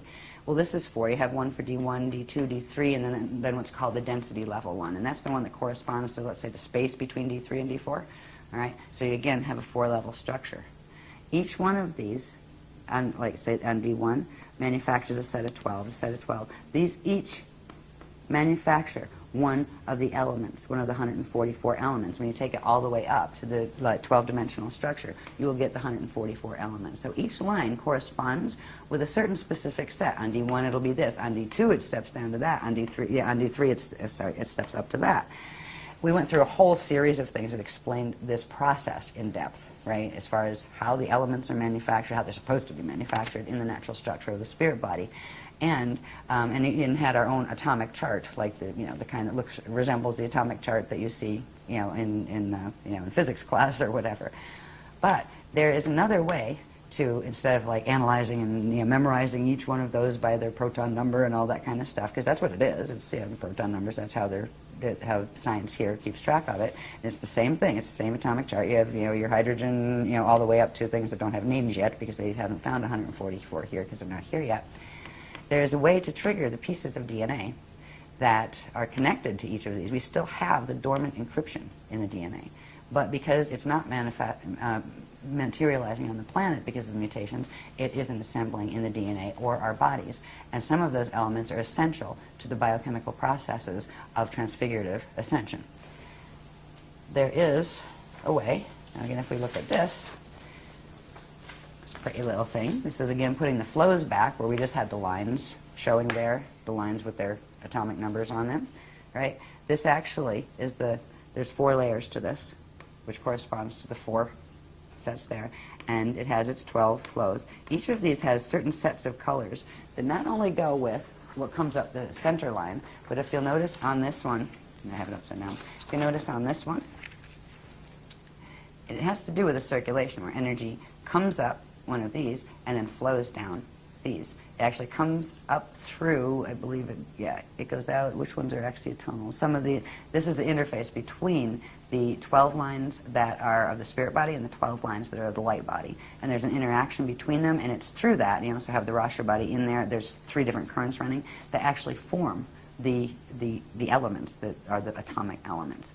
And these flows that actually come up here, and I just have them going over here and then come back down here. So there's this interaction where these base elements here will come up and they manufacture other ones as they interact with the currents that are coming up here, and these currents split and come down here, and that's going on all the way around, right? So there's this whole set of mathematical interactions that take place in the structures that unite the Rasha dark matter body, the spirit body, and the light body, through which the atomic body is formed.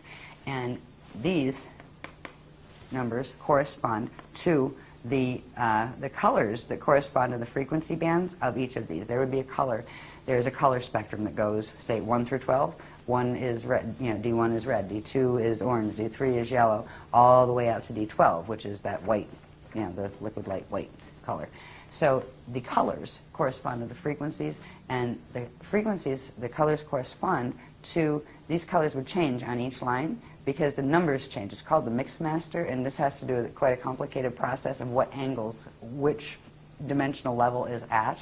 So they're not all on the same. You might have axiotonal line 1, say, here, and then it becomes line 4 on this level, and then it might be line 6 on this level because of the shifts in these spheres where they're not all with their 12s pointed up, in other words.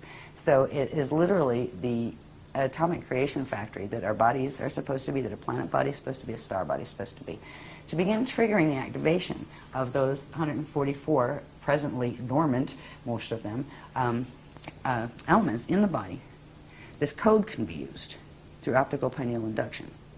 Now, it works a bit in its black and white form, where it shows its number correspondences.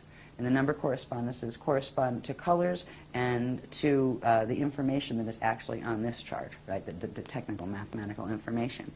But it is most powerful when it's in color, where its colors radiate. And we've been very, very fortunate. There's a lovely lady named Sue from England that does all our code work, and she does an amazing job with taking the codes. And it's this code. It's called the Alaria Rashatan.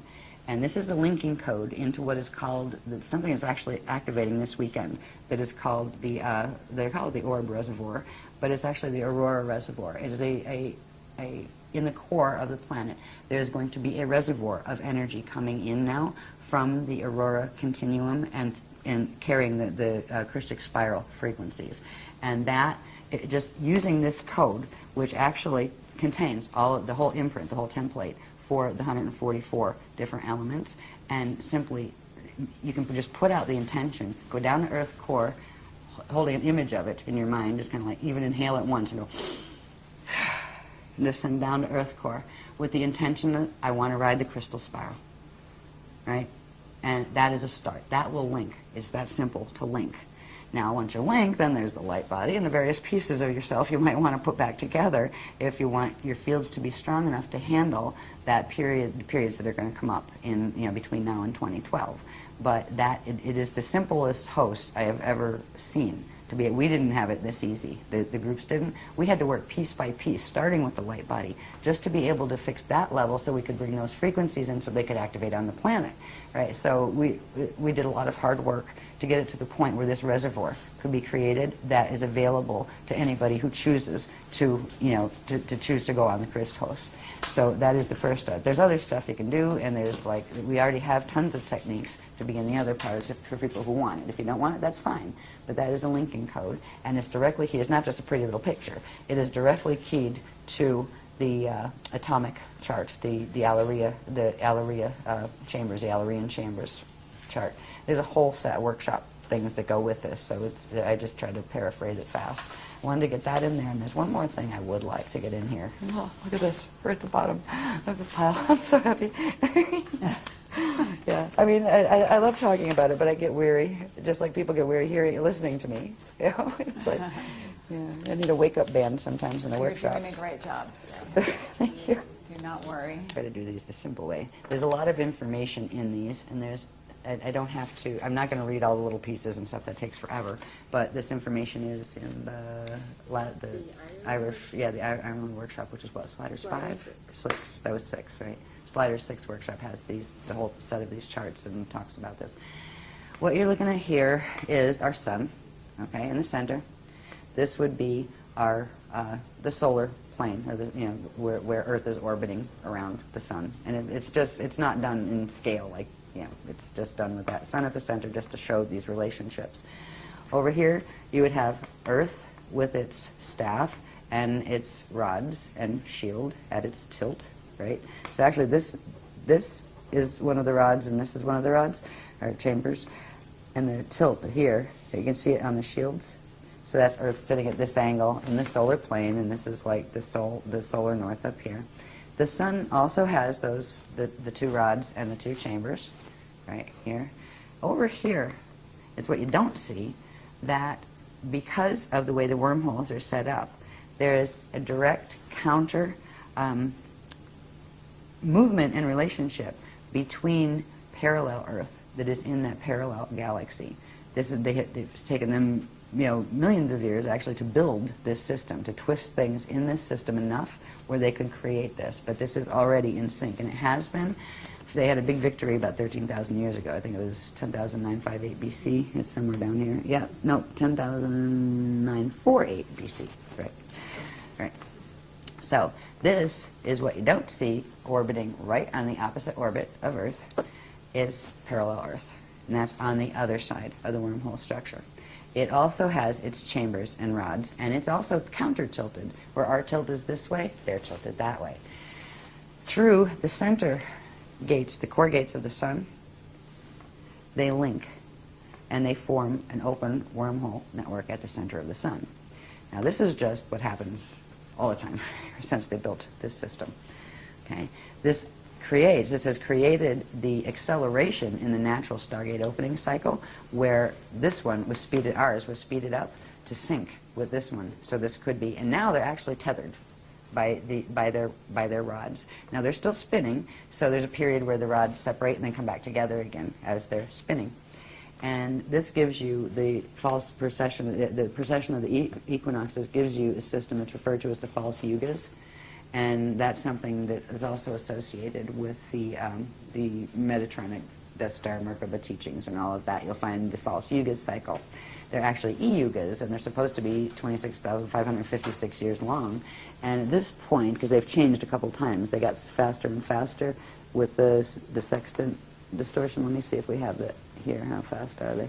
I think it got cut off on the bottom. Anyway, this system has accelerated the Stargate opening cycle to synchronize it with this one on this planet. So this is part of the reason why a 55 Merkaba activation could actually take our planet and drag it into black hole fall, because it's already linked, and this link occurred 13,000 years ago. All right. There's another link that has to do with this. This little dot back here, and it's not to scale, of course, it's just showing the point in the maps that we would call our the core of the Milky Way galaxy. All right. The Milky Way also has a thing that's rotating in it. Even though it's a black hole, there is a thing rotating in it. It also has its chambers and rod. And it spins much longer, slower cycles. there are certain periods of time when these things come into specific alignments, where you have the rods of the Milky Way that are coming through from the black hole system, interfacing directly through our sun, that's interfacing with the parallel side, and you have another parallel side on the parallel Milky Way coming through the center of the Milky Way. Now this is happening all the time in general, but there are certain periods of time where various things happen. Like in March equinoxes, ever since equinoxes began, March equinoxes, you end up with the parallel one and our Earth crossing over. And when they cross through each other, right, one's at one angle of rotational particle spin, one's at the other. This one's in the parallel universe, but they are synced, and they literally pass through each other.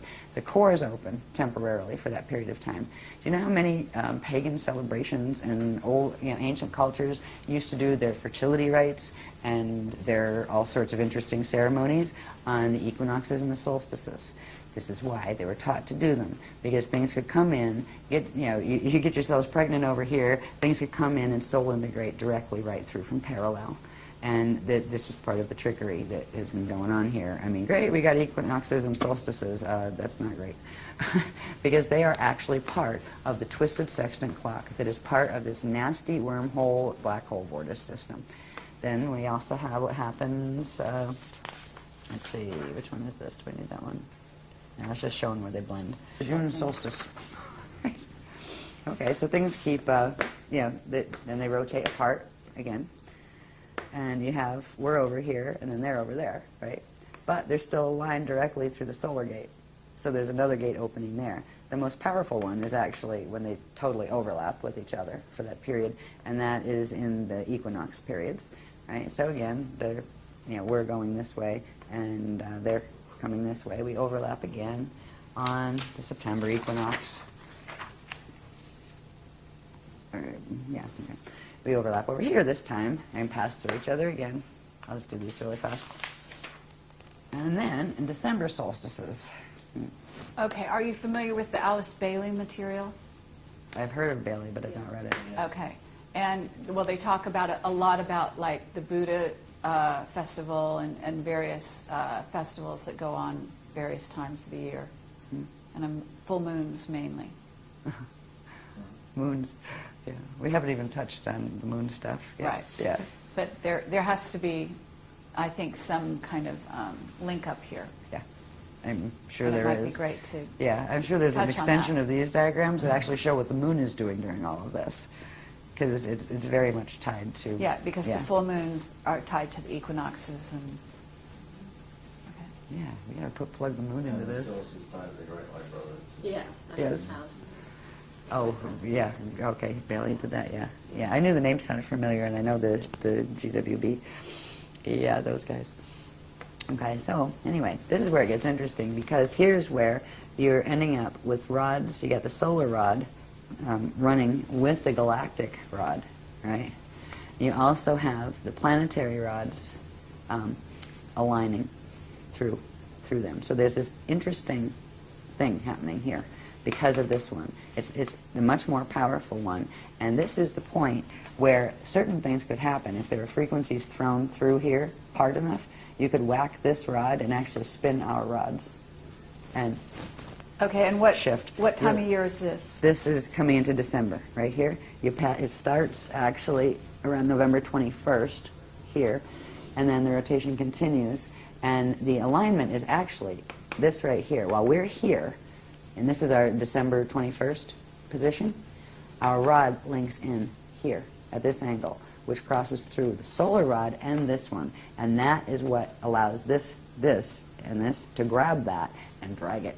So this is still in its November position over here, but this is where it interfaces. We have to be in the December position. This is what they're going to try to do in 2012.